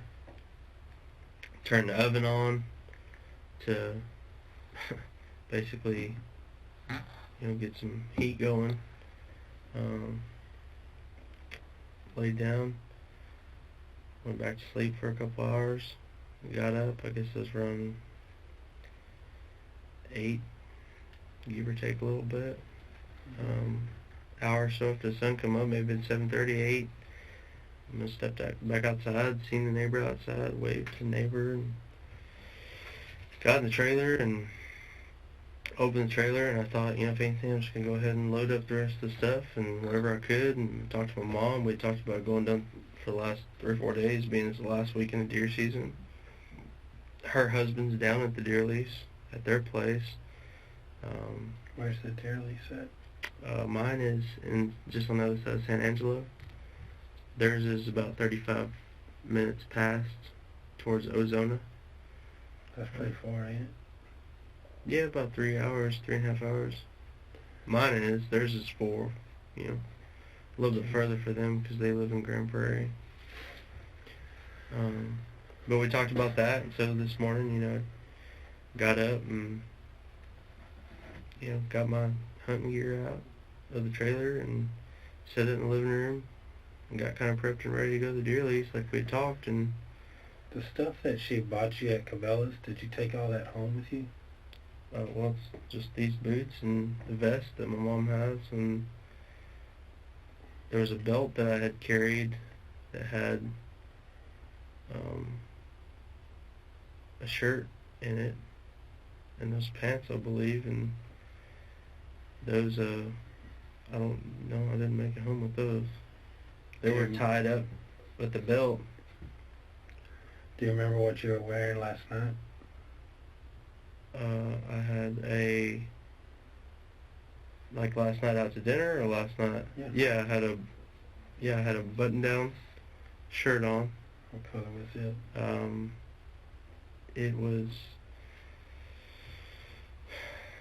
It's like a checkered, Mm-hmm. like a greenish, like a hunter green, maroon, white checkered shirt, and I had a little jacket on, but I didn't end up wearing the jacket because she thought that looked better without the jacket. And then some khaki pants and these boots. And did you take those clothes home? Or those clothes at your house? Most of them are still there. Still at her house. At her house? Yeah. Where There's are one. they? The other shirt is hanging up in her closet. There's some dirty clothes that should be right underneath where my sink would be. Tell me where that is. I don't. You walk into her bathroom, to the left is like would have been Mark's stuff, which was mine or whatever guys was over there. That area there. Hers is to the right. The shower is here. So like this was always my area when I was over there. Okay. So when you go dirty clothes, like if you step into the shower here, directly across from the shower, there's the cubbies underneath. It's like, that was like my dirty clothes area. It's like there should be like a tan, like a turquoise pair of Hanes boxers, some socks, a few things underneath there. There was dirty clothes. We washed my shoes before we left. I had 2 pair of Nike shoes. It should still be in the washer, I'm guessing. I don't know. Like, I had clothes in the utility room where I was washing and going to dry my clothes. There was some of my clothes that was in the living room from after that had happened. You know, my bag, it pretty much just had, like, my mail that I'd had with me, a hat,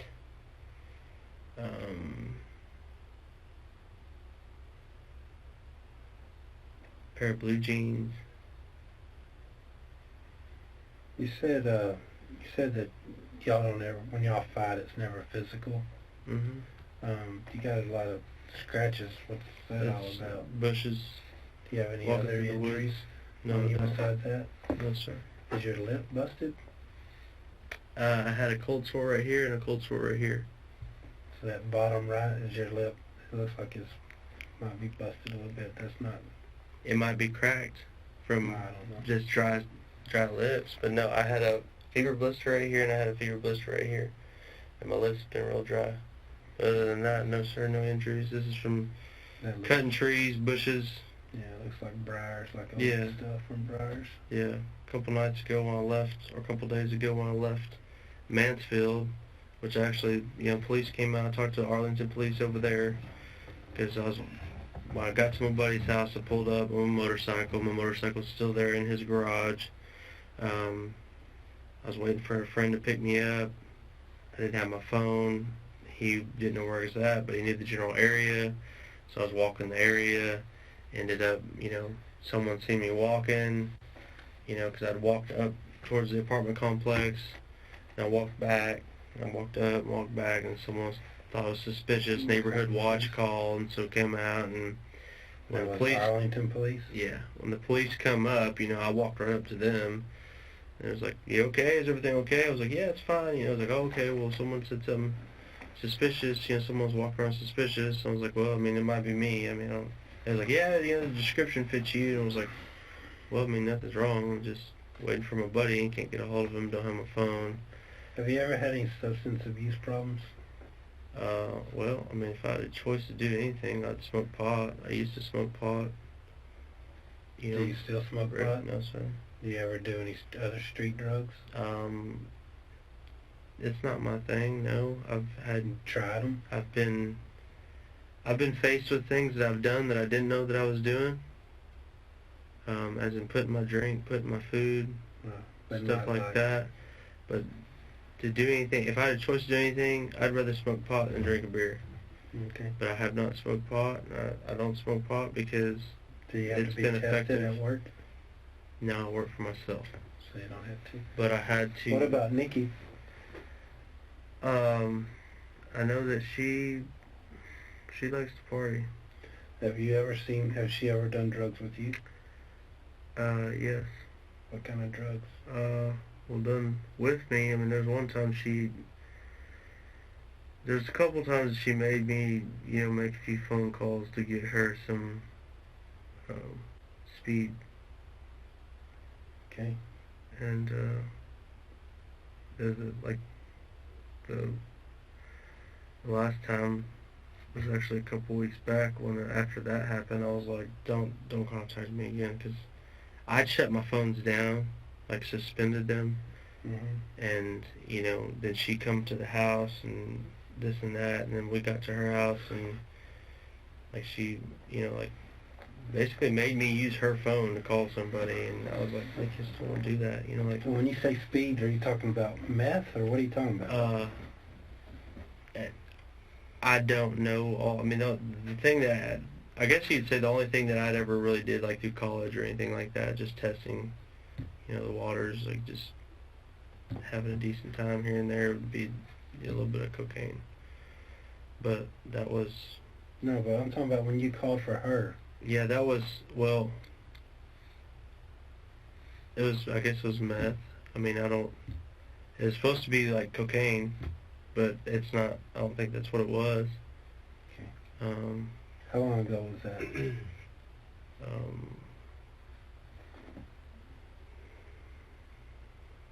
3 weeks ago, 4 weeks ago. Were you at her house? Mm-hmm. Okay. But no, I don't have a problem with anything. I've never had a problem with anything. If anything, pot was my solution as far as anxiety and just relaxing. But gotcha. I have not for years now, a couple of years, being that it's been problematic and possibly, a thing that would cause me to lose my son. I've stopped smoking. That's the whole thing, is I never want to do anything that's going to jeopardize my son. But when they helped me hire the attorney, my attorney just coincidentally called and basically fired me and called an emergency court hearing to say that there was either a conspiracy going on or I had mental issues and needed to go enroll myself into a mental institute. But either way, I lost right to my son. And that was being that Nikki had told me at the same time that she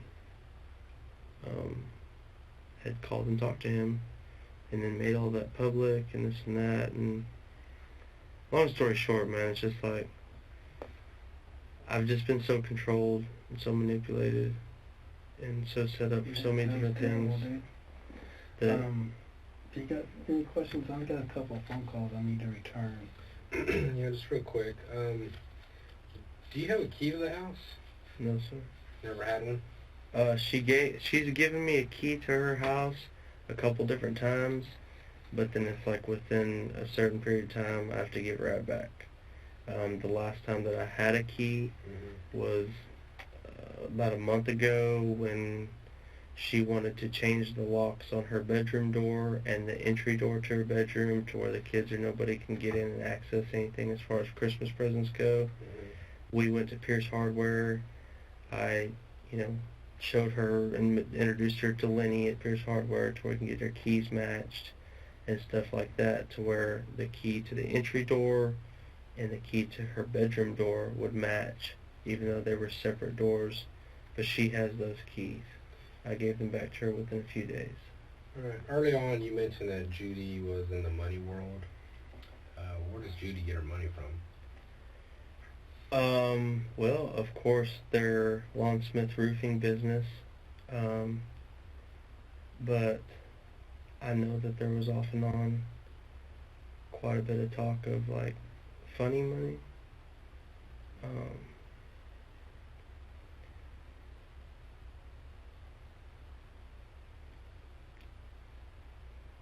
It's so tough because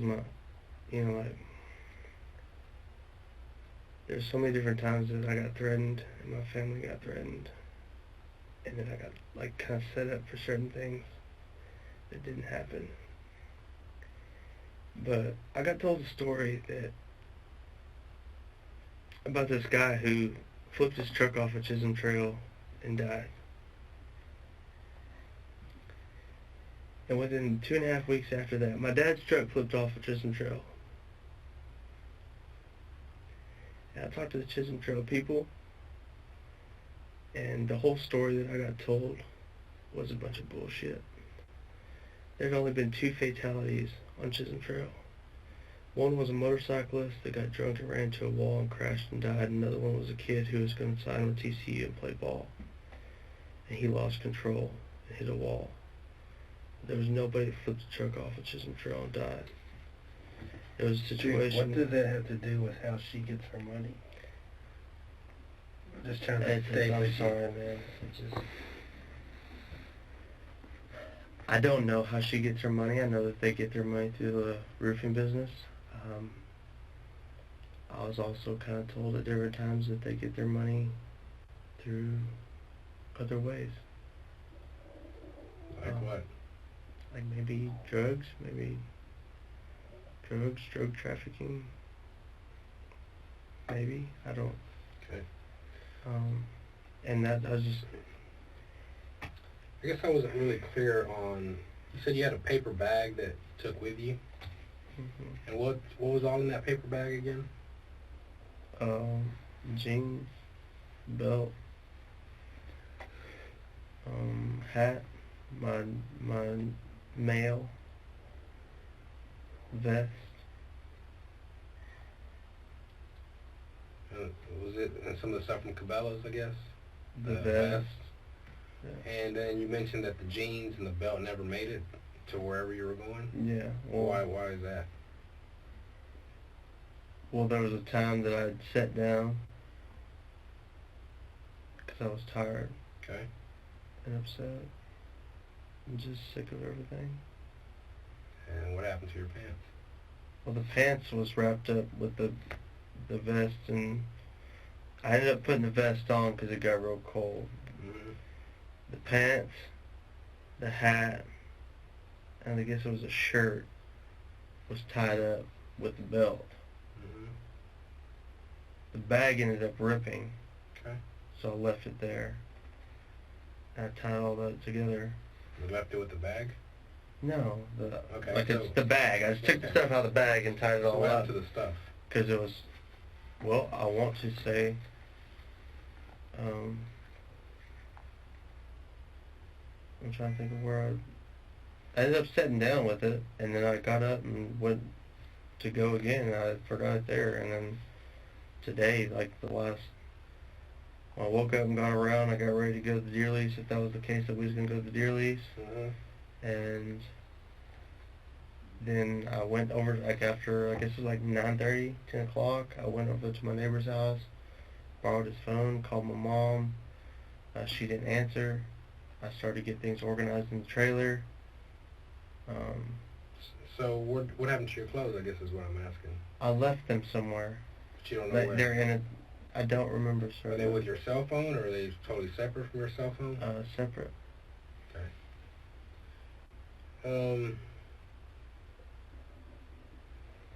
Earlier you were mentioning something about you have to walk to your friend's house and you have to think about stuff. What were you talking about? I didn't have to walk anywhere. But you mentioned you walked to your friend's house. I drove to my friend's house off of 287, and it's the first exit. If you take Little Road, you go up the service road, you can't actually get to his house off of 287. Is that when you were on the motorcycle, you said? Yes, sir. Okay. And I drove over there, being that he's one that I haven't talked to. When was that you went over there?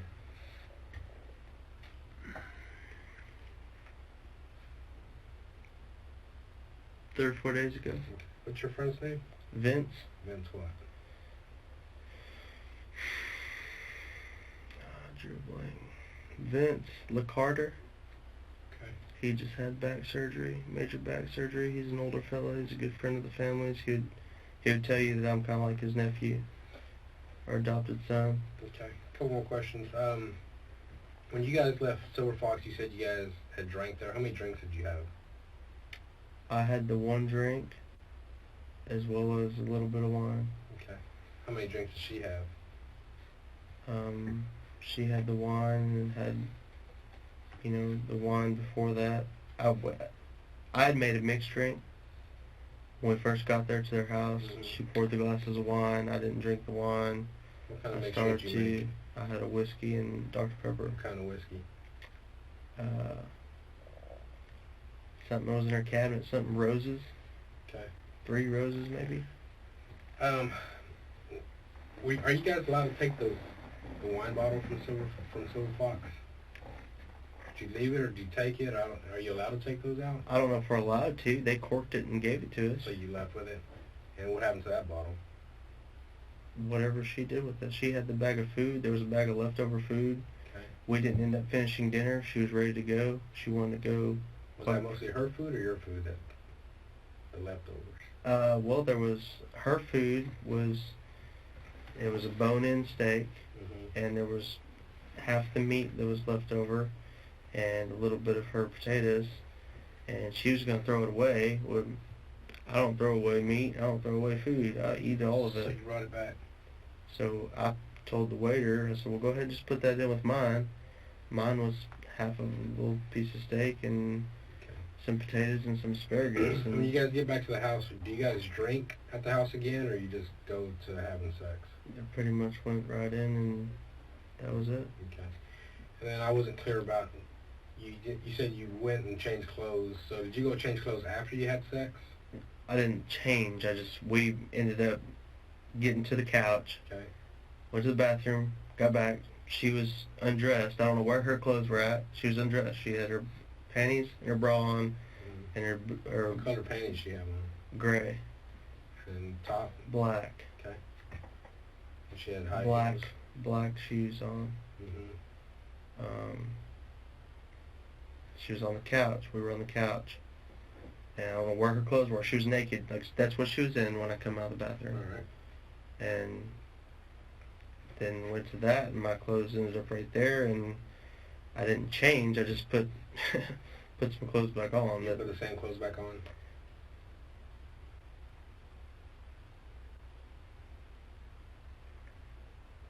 The pants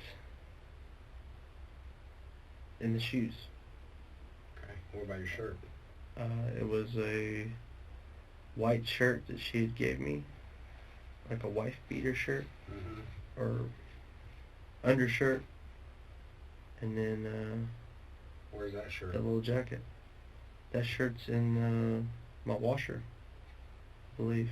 At home? Yes, sir. Okay. And then you stepped out and went to smoke? Mm-hmm.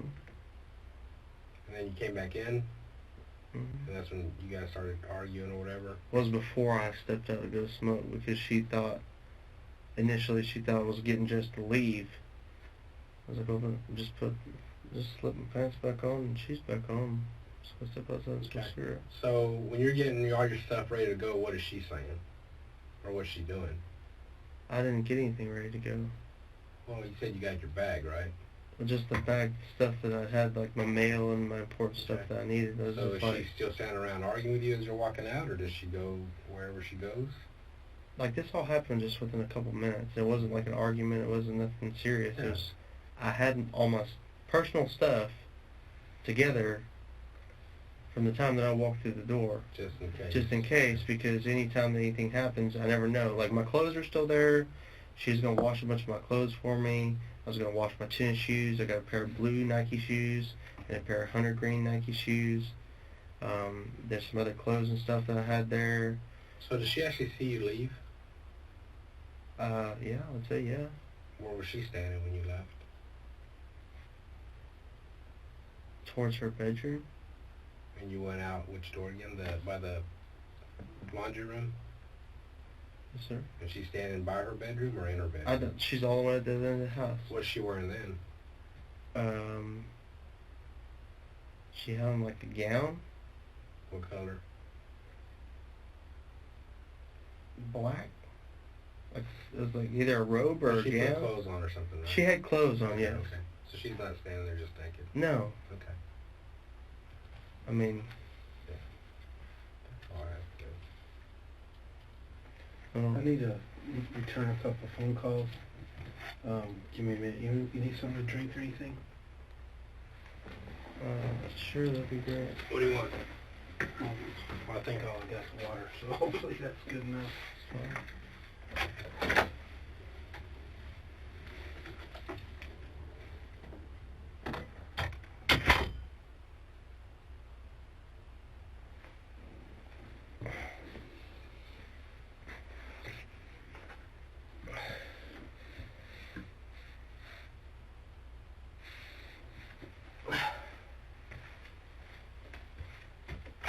Hey, bud.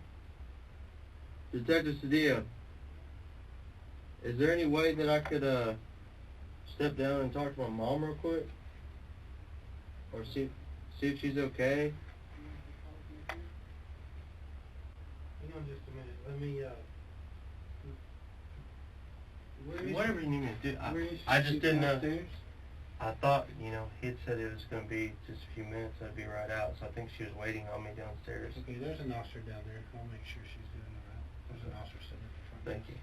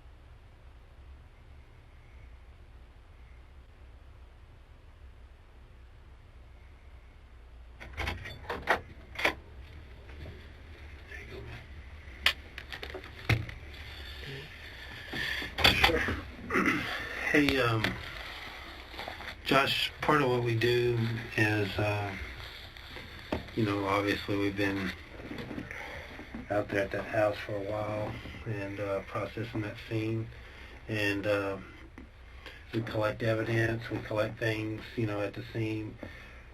A lot of what we do is prove not only what happened, but what didn't happen. And sometimes one of the ways we can do it is with DNA. Now, obviously, there's reasons for your DNA to be at that house, okay? But, I was asking you specific questions about specific doors earlier because I think that whoever did this might have come through one certain door or another. Mm-hmm. And if I process that door and get what's called a mixture of DNA, then I can eliminate whoever's been there if I have a sample of their DNA. Does that make sense? Yeah.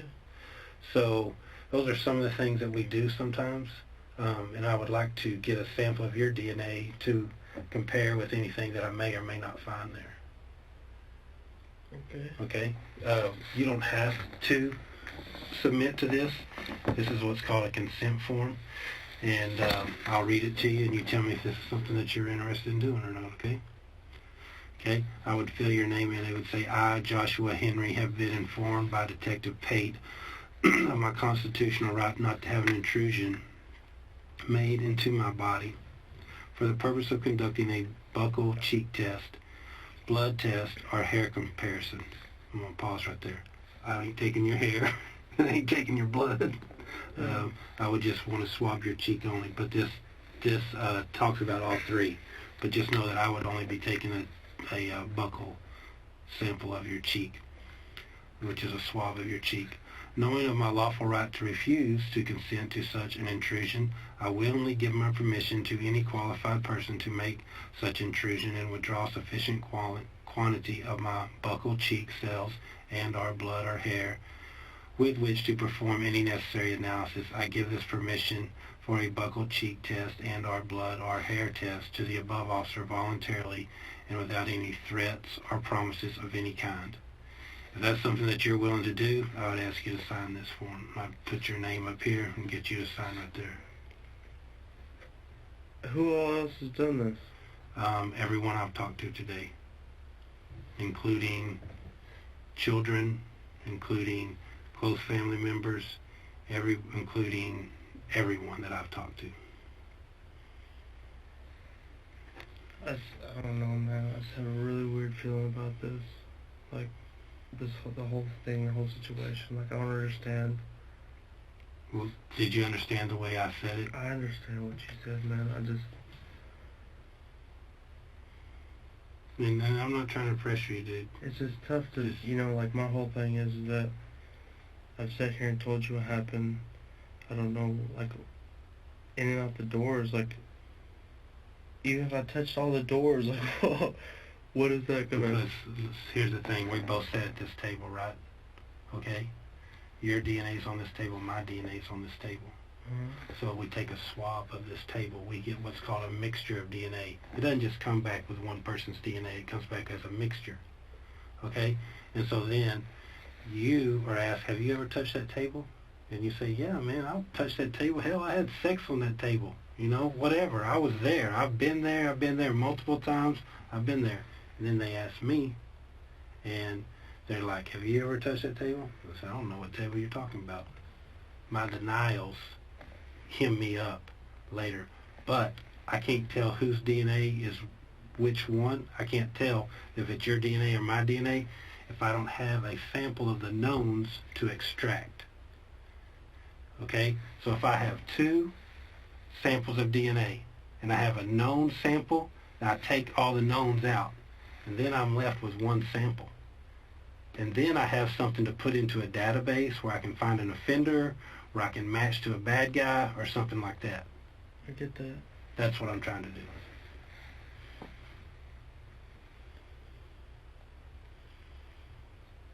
I've just been set up for so many different things, and I've had to trust authorities so many different times, and they've turned and lied to me and screwed me. Okay. Well, I'm telling you, all I'm doing is trying to get the truth. I don't know. Well, yeah, it's fine. And it's like I was there. My DNA's there. I'm not denying that. Okay. Well, would you sign this consent form for me to have your DNA, a sample of your DNA to compare with any evidence I might find? Isn't my DNA not already on file? Not that I know of, not with me. But you can pull it? Have you been, Dealt with the court and all kinds of stuff and the CPS? The only DNA that I have access to that's on file is what's called offenders. Have you ever been to prison? No, sir. For an extended period of time for a felony or more? No, sir. And when those people get out of prison, then they take their DNA. That's the only thing I have access to. I don't have any access to any social courts or stuff like that.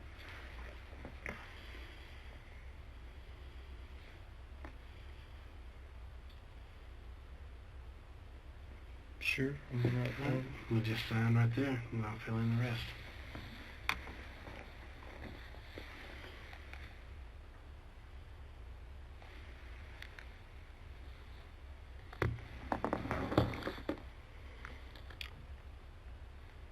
Would it be better to say if I had an attorney?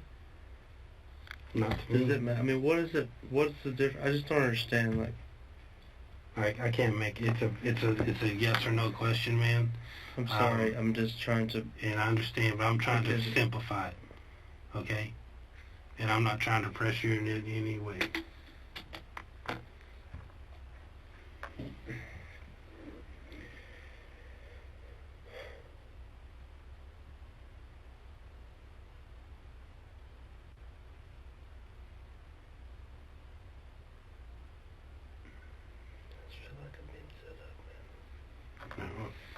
It's up to you.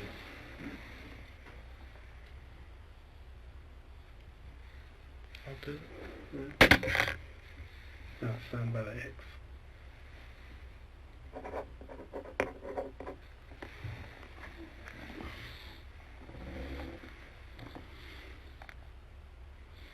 That's 11:32.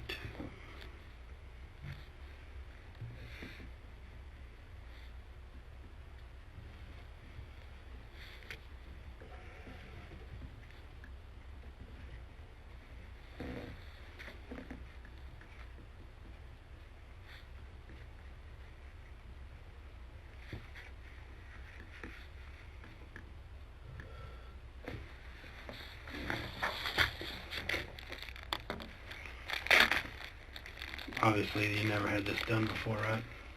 Mouth swab? Yeah. Yeah. Oh, you have? Yeah. Oh, yeah, you said. So, I've never had the,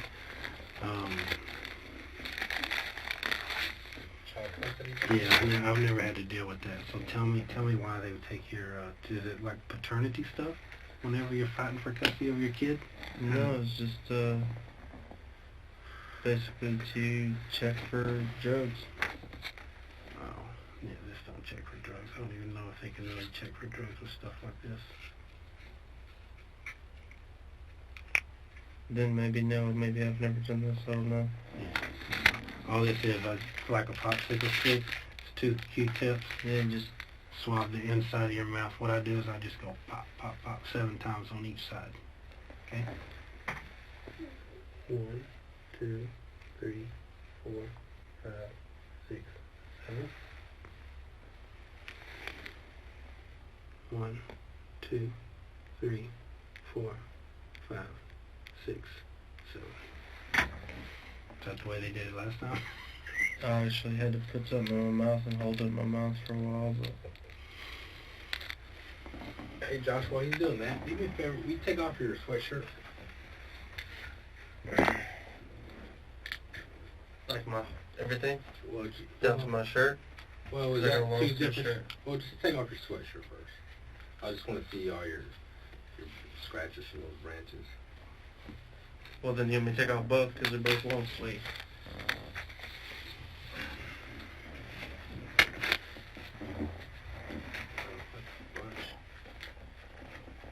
Let me get a picture of this real quick. There's nothing on my body other than my arms. Oh, I took it out. It was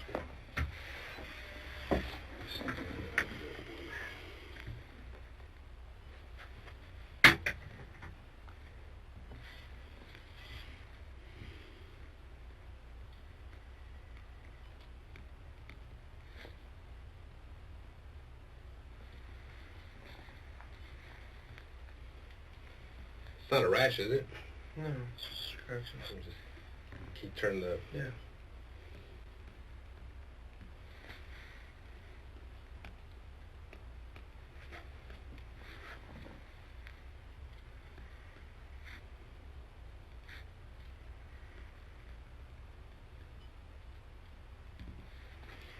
You got them up here too? No, that's it. Let me see these real quick. No, right here.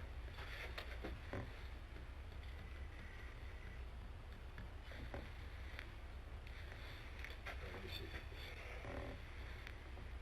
these. You were cutting tree branches? Well, some of this was when I was walking through The other night, woods, yesterday? cutting through the, no, a couple days ago. Okay. Go ahead and just take it off.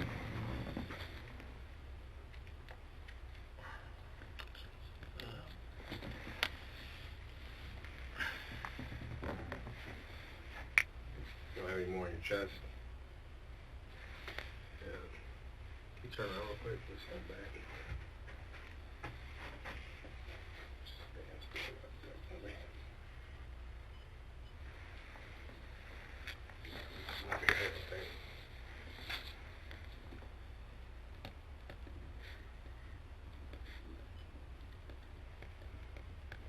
Let me keep turning them away. Let me make sure you don't have anything on your chest real quick.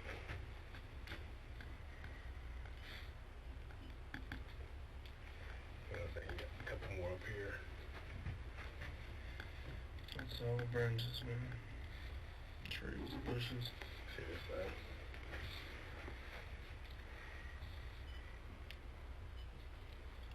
Do you wear earrings? No, I haven't in a long time. You see this one? Those hurt? Did you get your ears well? I had gauges in my ears. Yeah. They were big. Let me see these right here. If they stand right there like that. Yeah.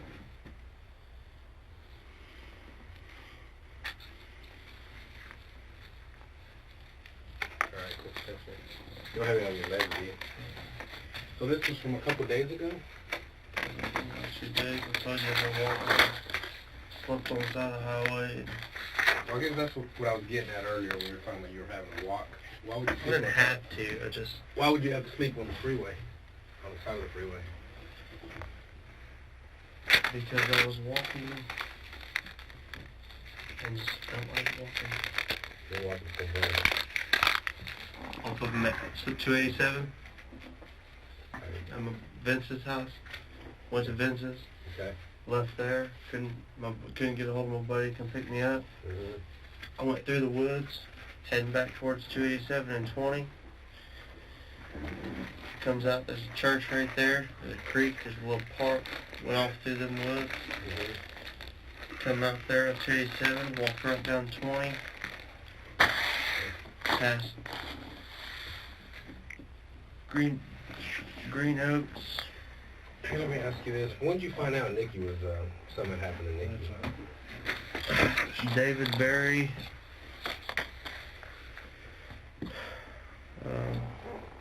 Come by my house today and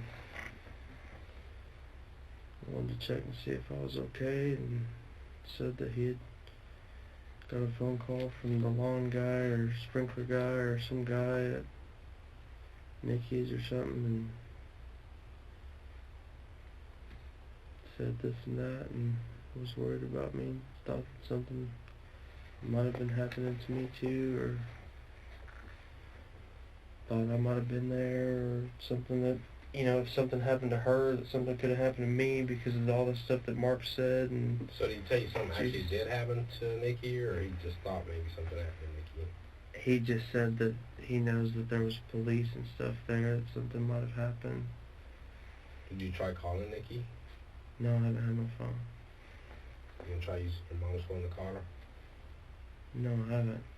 He said that he said that police showed up or something, ambulance showed up, and, you know, like I guess the ambulance went in for 30, 45 minutes or something, they came back out with nobody, and it like made me sick, and, you know, I kind of broke down, and that's just how it's been all day. So you're assuming it's Nikki, I guess? He told me something happened to Nikki. Okay, but he didn't tell you what? Initially, no. He said that he didn't know. Okay. And then he ended up telling me that she was dead. He told you that same meeting, or did he call you? Well, I talked to him later. On the Actually, phone? he had told my mom, because my mom had continued conversation with him, because I got sick quite a few times, and then I laid down, and it's been a rough day, man. Have you talked to anybody else about Nikki? I haven't talked to nobody. So David's the only guy that you talked to? Yeah, David, my mom. I talked to my dad for just a couple seconds on the phone. There's been no talk about. I mean, I've been so. It's like my mom's asked me, she's like, well, you know, I mean, I knew that y'all were with it, and what happened, you know, it's like, Mom, I tell you, just like I tell them, I tell them, tell anybody, like, oh. Hey, did you take a shower last night at Nikki's? Yes. You did when?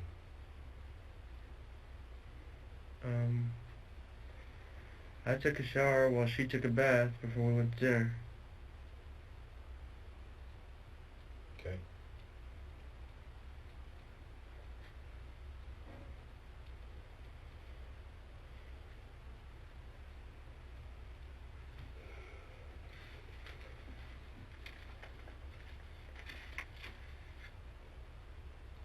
Do you know anybody who would want to hurt Nikki? Mark? Why?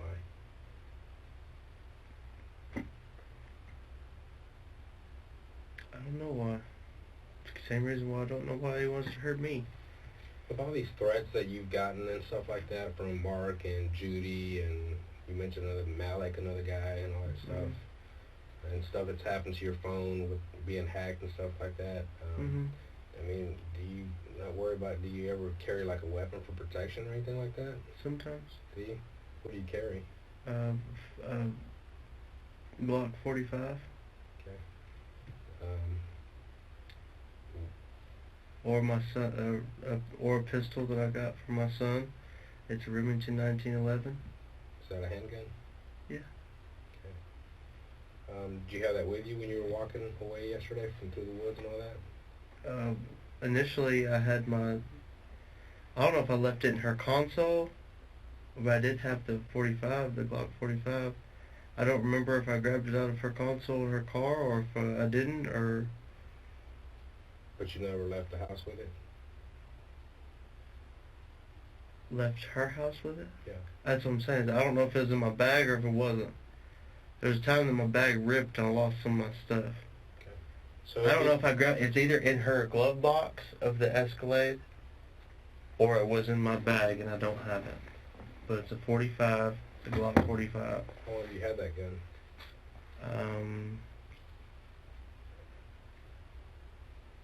A few years. Is it in your name?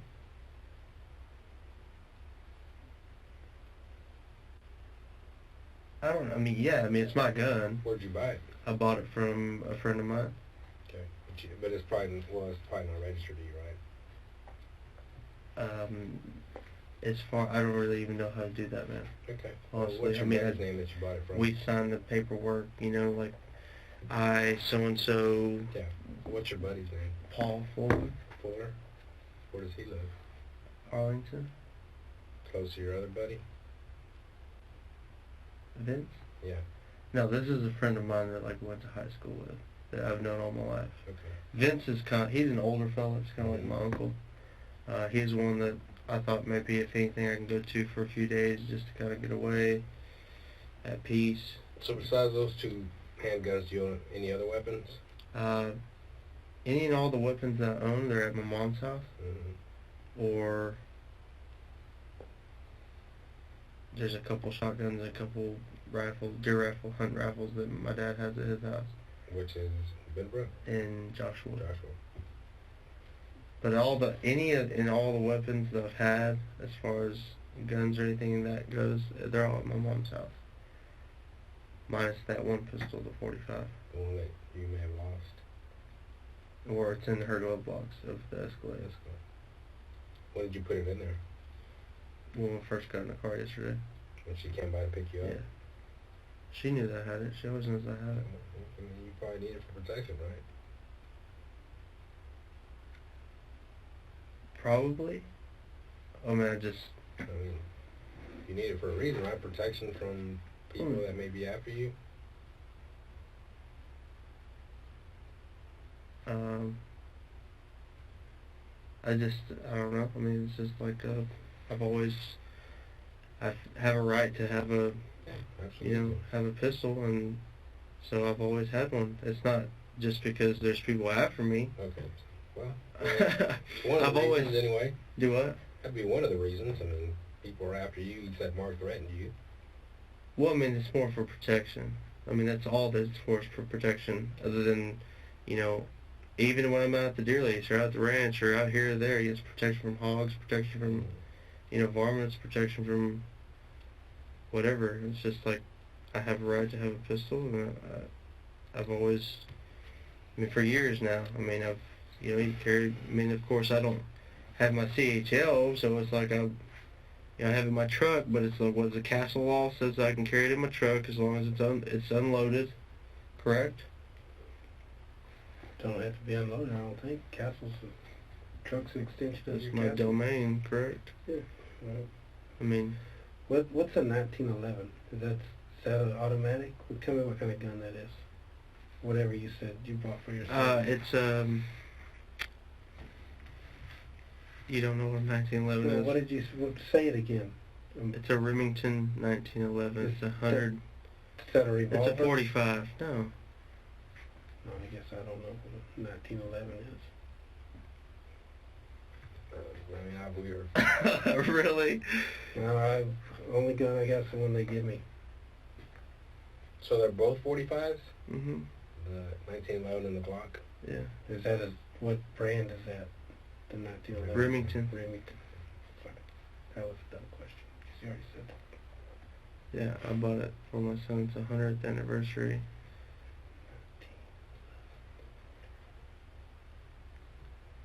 No, I thought it was a revolver with 1911. I don't know. No, it's just I thought the Smith & Wesson 1911 was a revolver. the 1911 is basically just the, I guess you would say, type.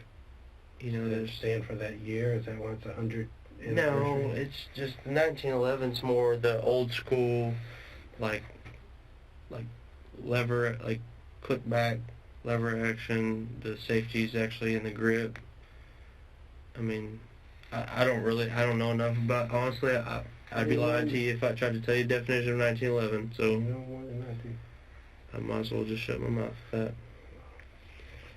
It's Remington 1911. It's got a walnut grip. It's 45. Yeah, how many cell phones does Nikki own?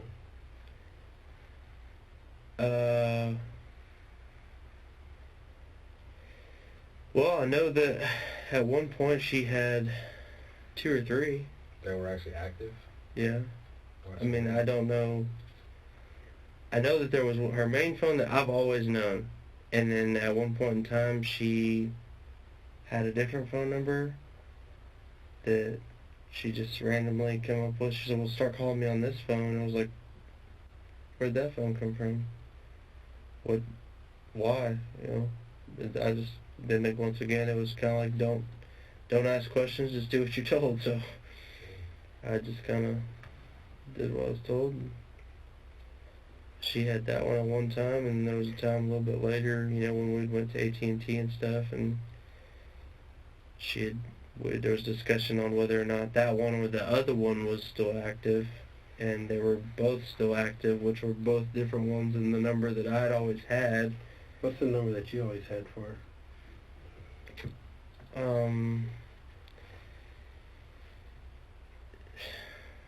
The last 4 digits was like, I believe it's 7699.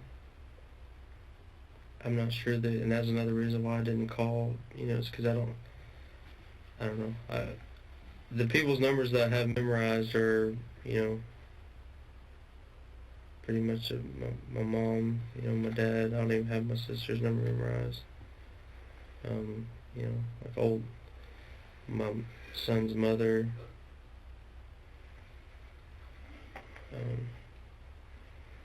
I know that she's had a couple. I don't know, the one I always use is 7699. For a few months there at a time, there was a different number that she made me use, or had me use. And then there was another time that she did have another number. That time that Nikki asked you to just call the guy that I guess somebody gets speed from. How did that work out? Did y'all go pick it up? Did they bring it to you guys, or how did that work out? He brought it up the road. So you met him down the street? He didn't actually come to the house? No. But apparently, and see, it's like that right there, like, apparently she had already been in contact with him. So or they had. So why does she need you? I don't know. I was confused. Because I didn't know anything about them being in contact. But, like, when I met him, you know, and then after it all happened, you know, because I called him, I told him, I was like, man, like, don't, just like I told you, you know, time, and I don't know, like, as far as meeting him or anybody else, that was, like, the second time I'd ever even met the dude. And I didn't really even know, and I don't deal with, there's been more people that have been brought to me in that whole environment than I've ever even imagined going and looking for a meeting or trying to find, or... How much did she buy that time?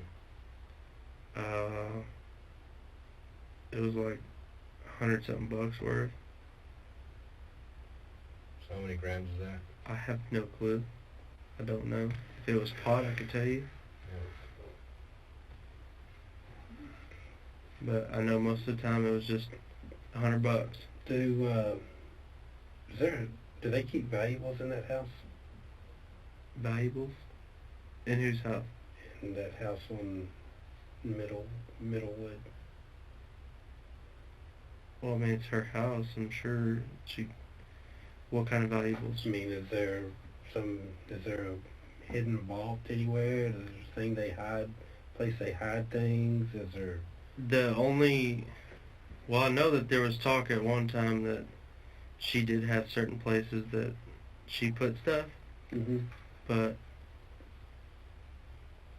the only thing as far as, like, a safe went is I know that there was a gun safe in the guest bedroom closet at one time that Mark took out, and Mark took with him. I do know that just within the last few months she's bought this little safe that's underneath, like, the bathroom area where, like, I would put my dirty clothes. Mm-hmm. Does she keep things in there? I have no clue. I've never seen inside of it. I've never opened it up. I've never asked. Is it usually open, closed? It's always, like, the door's shut on it. I mean, all I know is that it's underneath there. It's like a push button. There's a push button, there's a key. I'm guessing you have to do a key and the code. I'm not sure. I've never touched it. I mean, other than just moving it for her. Does she ever keep large amounts of cash in there, in the house? I've never seen them, but I do know that there are large amounts of cash, being that, you know, I'll go over here, you know, we're just like, one time she told me she's, like, her dad, before he passed away, Lon, like, he never went anywhere with at least $10,000. Like, he always kept $10,000 in his golf bag. He kept $10,000 here, $10,000 here. Like, he never went anywhere without $10,000. And there's never been a time that any time that we've needed money, or, you know, it's like, not, you don't have to go to the bank. It's just like, well, here, hold on, I'll go get some money. And it'll be like thousands of dollars. Like, it doesn't matter. Like, this money's unlimited. Like, it's unreal. It's like she spends, you know, hundreds of dollars, like $450 a week on her hair, $300 a week on her nails, $700. It's like, And it, it was a concern for me, and I begged her and begged her and begged her to go get some help and seek counseling, go back to rehab and stuff, because it's like, she has the money, they have the money to continue to do what they do, but then clean themselves up. What about weapons? Does she own any weapons? She told me that she bought a Glock one time. I know that she had said she had a pistol. I know that Mark had quite a few rifles and shotguns and pistols. What pistol did Nikki have? She told me that she had a pistol at one time, and then she told me that she bought a new Glock. It was either a 38 or a 40 or... Did you ever see it? I never seen it, no. Should you keep it anywhere nearby, in that nightstand, anything like that? I never seen it. I don't know. I just know that she told me. The time that she did tell me about it was the time she told me that she got it, and if she had to take care of me, that she would take care of me herself. She never pulled it on you, kind of stuff, right? No, I never seen it. And all these threats and all this junk and stuff, were there any police reports? Yeah, there was numerous. Fort Worth and Benbrook? Yeah, well, there's one in Fort Worth, and that was just a report of basically, me trying to get my checkbook and my ID and all my stuff back. That same day, or maybe it was the day before, she had said that I'd stole her stuff and this and that, and I'd had her stuff, but she wasn't going to come get it. That I was to bring it to her, and I was like, I don't want to come there. I don't want to see you. I don't want, so I called, Officer, goodness, there's Denton, Hatton, Hughes, numerous of it. Hughes ended up coming out, and I gave him her possessions. I said, look, man, here's the deal. I want you to take these to make known that I'm not taking her stuff. She left it here, saying I stole it, but you can have it. I don't want to deal with it. He took it to the police department. Supposedly she picked it up the next day. She said I could come get my checkbook, my ID, and my information. I left it in her car. Went over there to get it. She said that I couldn't have it. And so I gave her back a cooler. I was like, okay, well, either way, I just need my checkbook, my ID, my information. You can come get the cooler, whatever. You told me yesterday that I can have the cooler, otherwise I would have gave it to Officer Hughes when I gave him the rest of the stuff. But basically, like at that time, they've all known about the situation. They've all known about the threats. They've all known about everything. There was one report that I did make about a list of all the tools and stuff that I knew that was gone and stolen. Outside of that, any report or any time that I actually tried to make a phone call and report the fact of like the threats or stuff happening around the house or the harassment or this and that, I was basically just told that it was domestic. Okay. Or civil. I know we've been talking for a while, man. I just want to kind of sum things up a little bit, kind of put a bow on it. If I was going to talk generally about the relationship that you had with Nikki, I would say that you started off working in her house, and you had gone through a bad breakup. Her and her husband had kind of split up and gone their separate ways. You became her friend. Y'all kind of both confided in each other. You resisted her advances several times for several months. Then at some point in 2015, y'all hooked up in a relationship type form and a sexual relationship, and it was pretty good for a little while, and it had its ups and downs. Even at one point, her daughter came home and caught you in the closet. There's rumors that they caught you doing something else, but and then that's kind of when it all hit the fan with her and Mark took off for good then, and the kids moved out. And after that, you kept your distance for a while, but then you were able to, y'all patched it up some, and y'all had 3 or 4 months there where it was really, really good. And then she bought you a truck, and she I didn't buy it for me, but yeah. she Put down payment for me. she Helped helped you buy a truck. And get it. She helped you get an attorney that was helping with your. In other words, she made you need her. She, and then her divorce stuff came through, and now all of a sudden her ex-husband is getting part of her nest egg or her family stuff, and now you're being blamed for it. And then, harassment. Did I say infidelity? Huh? What they call that? Infidelity? On her part? On his part, her part, both parts? Yeah, I don't know. But then, because when the divorce was final and he was getting the cut, you started getting blamed for it. And so you were trying to distance yourself from all that because you didn't want anything to do with it. She continued to pursue you. You resisted most all the time, even when she came over 6 or 7 days in a row there, or in a 3-week period several times, and the Denver police were called. 6 or 7 weeks. 6 or 7 weeks she came over multiple days in a row, okay? Every day, multiple times a day. All my neighbors will tell you about it, how she drives by, she come by. Long story short, man. You had kind of hit rock bottom, and you were done with her, and you pushed her away, and then every once in a while y'all would get together, but it was nothing big. But then yesterday, she picked you up at your house in her black Escalade around 10:30 or 11.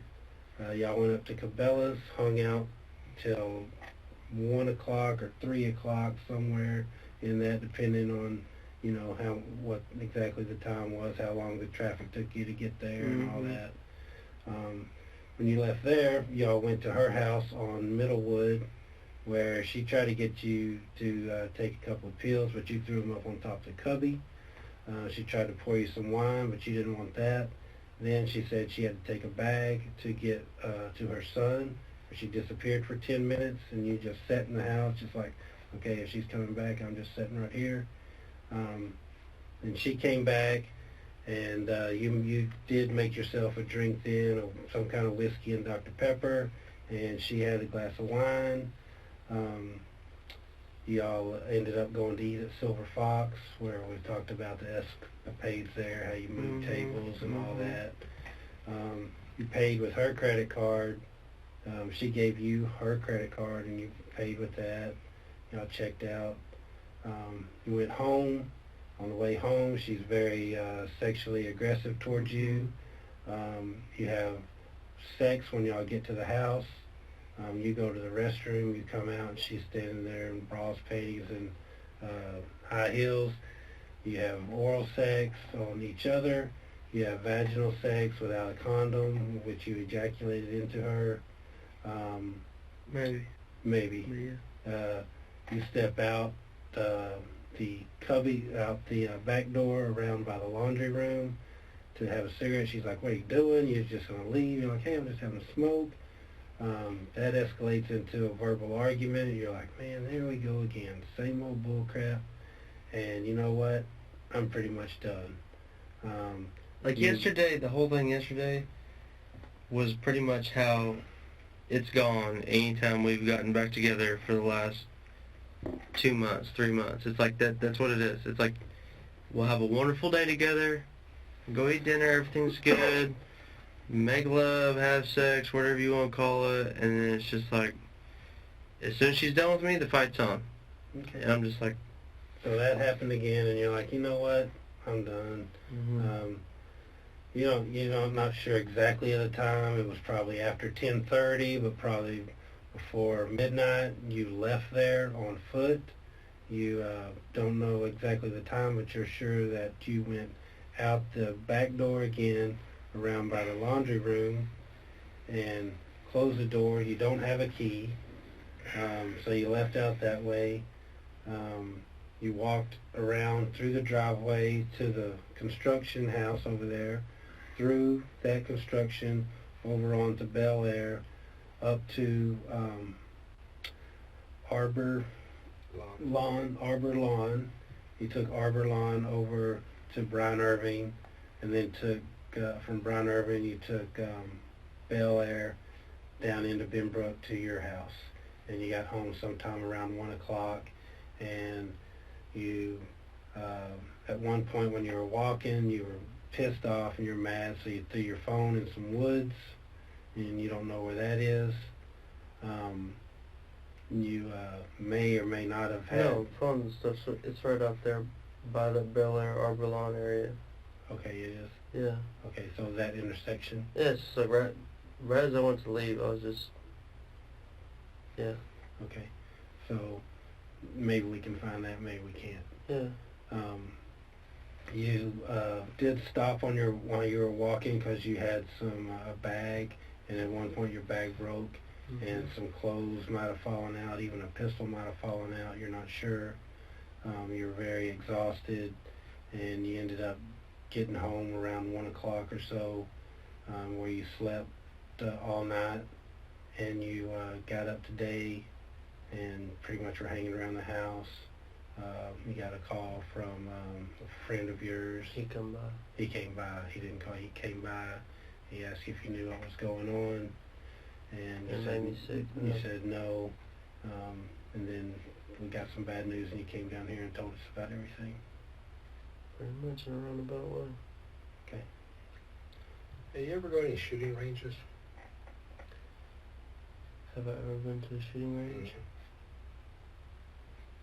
Most of the time, anytime I've ever been to a shooting range, it's just been out at like deer camp or deer, wherever we was hunting. Did you ever go to like Alpine or any of these shooting ranges? No. Like an indoor one? I've never been. When was the last time you fired a weapon?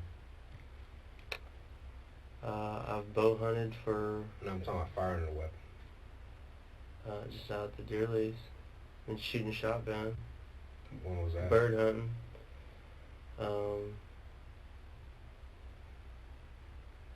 Within the last year, the end of this last season, shooting rattlesnake.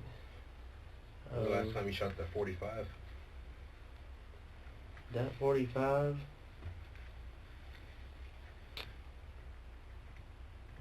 The Remington 1911, actually I shot at a target, a week or so ago. I don't even know that I've ever shot the Glock 45. If I have, it was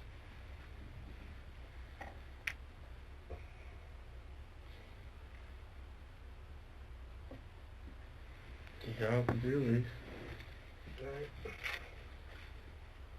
While you were over there yesterday, and then while you were around, no one else came to the house?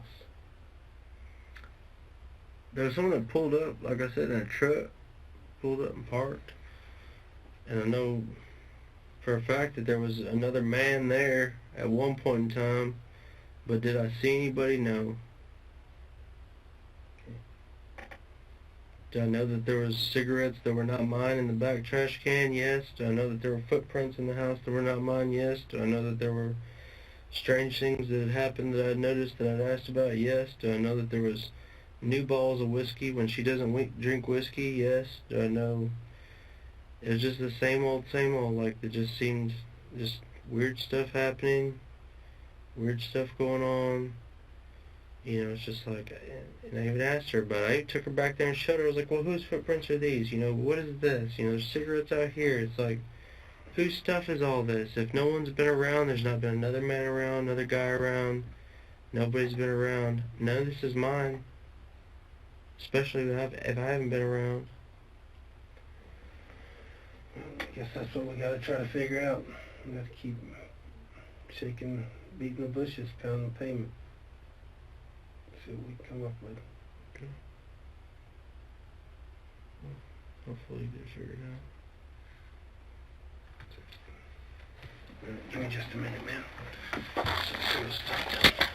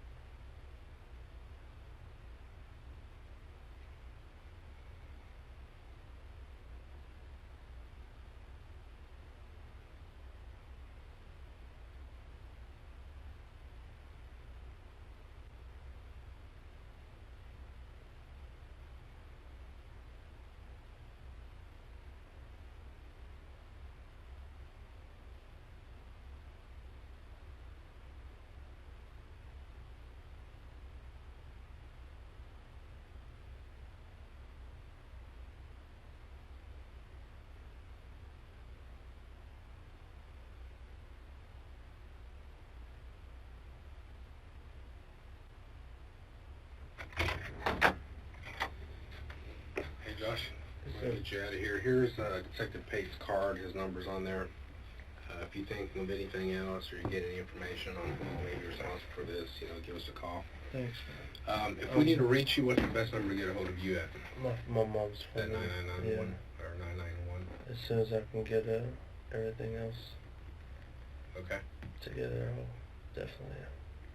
All right, man. Well, let's get you out of here.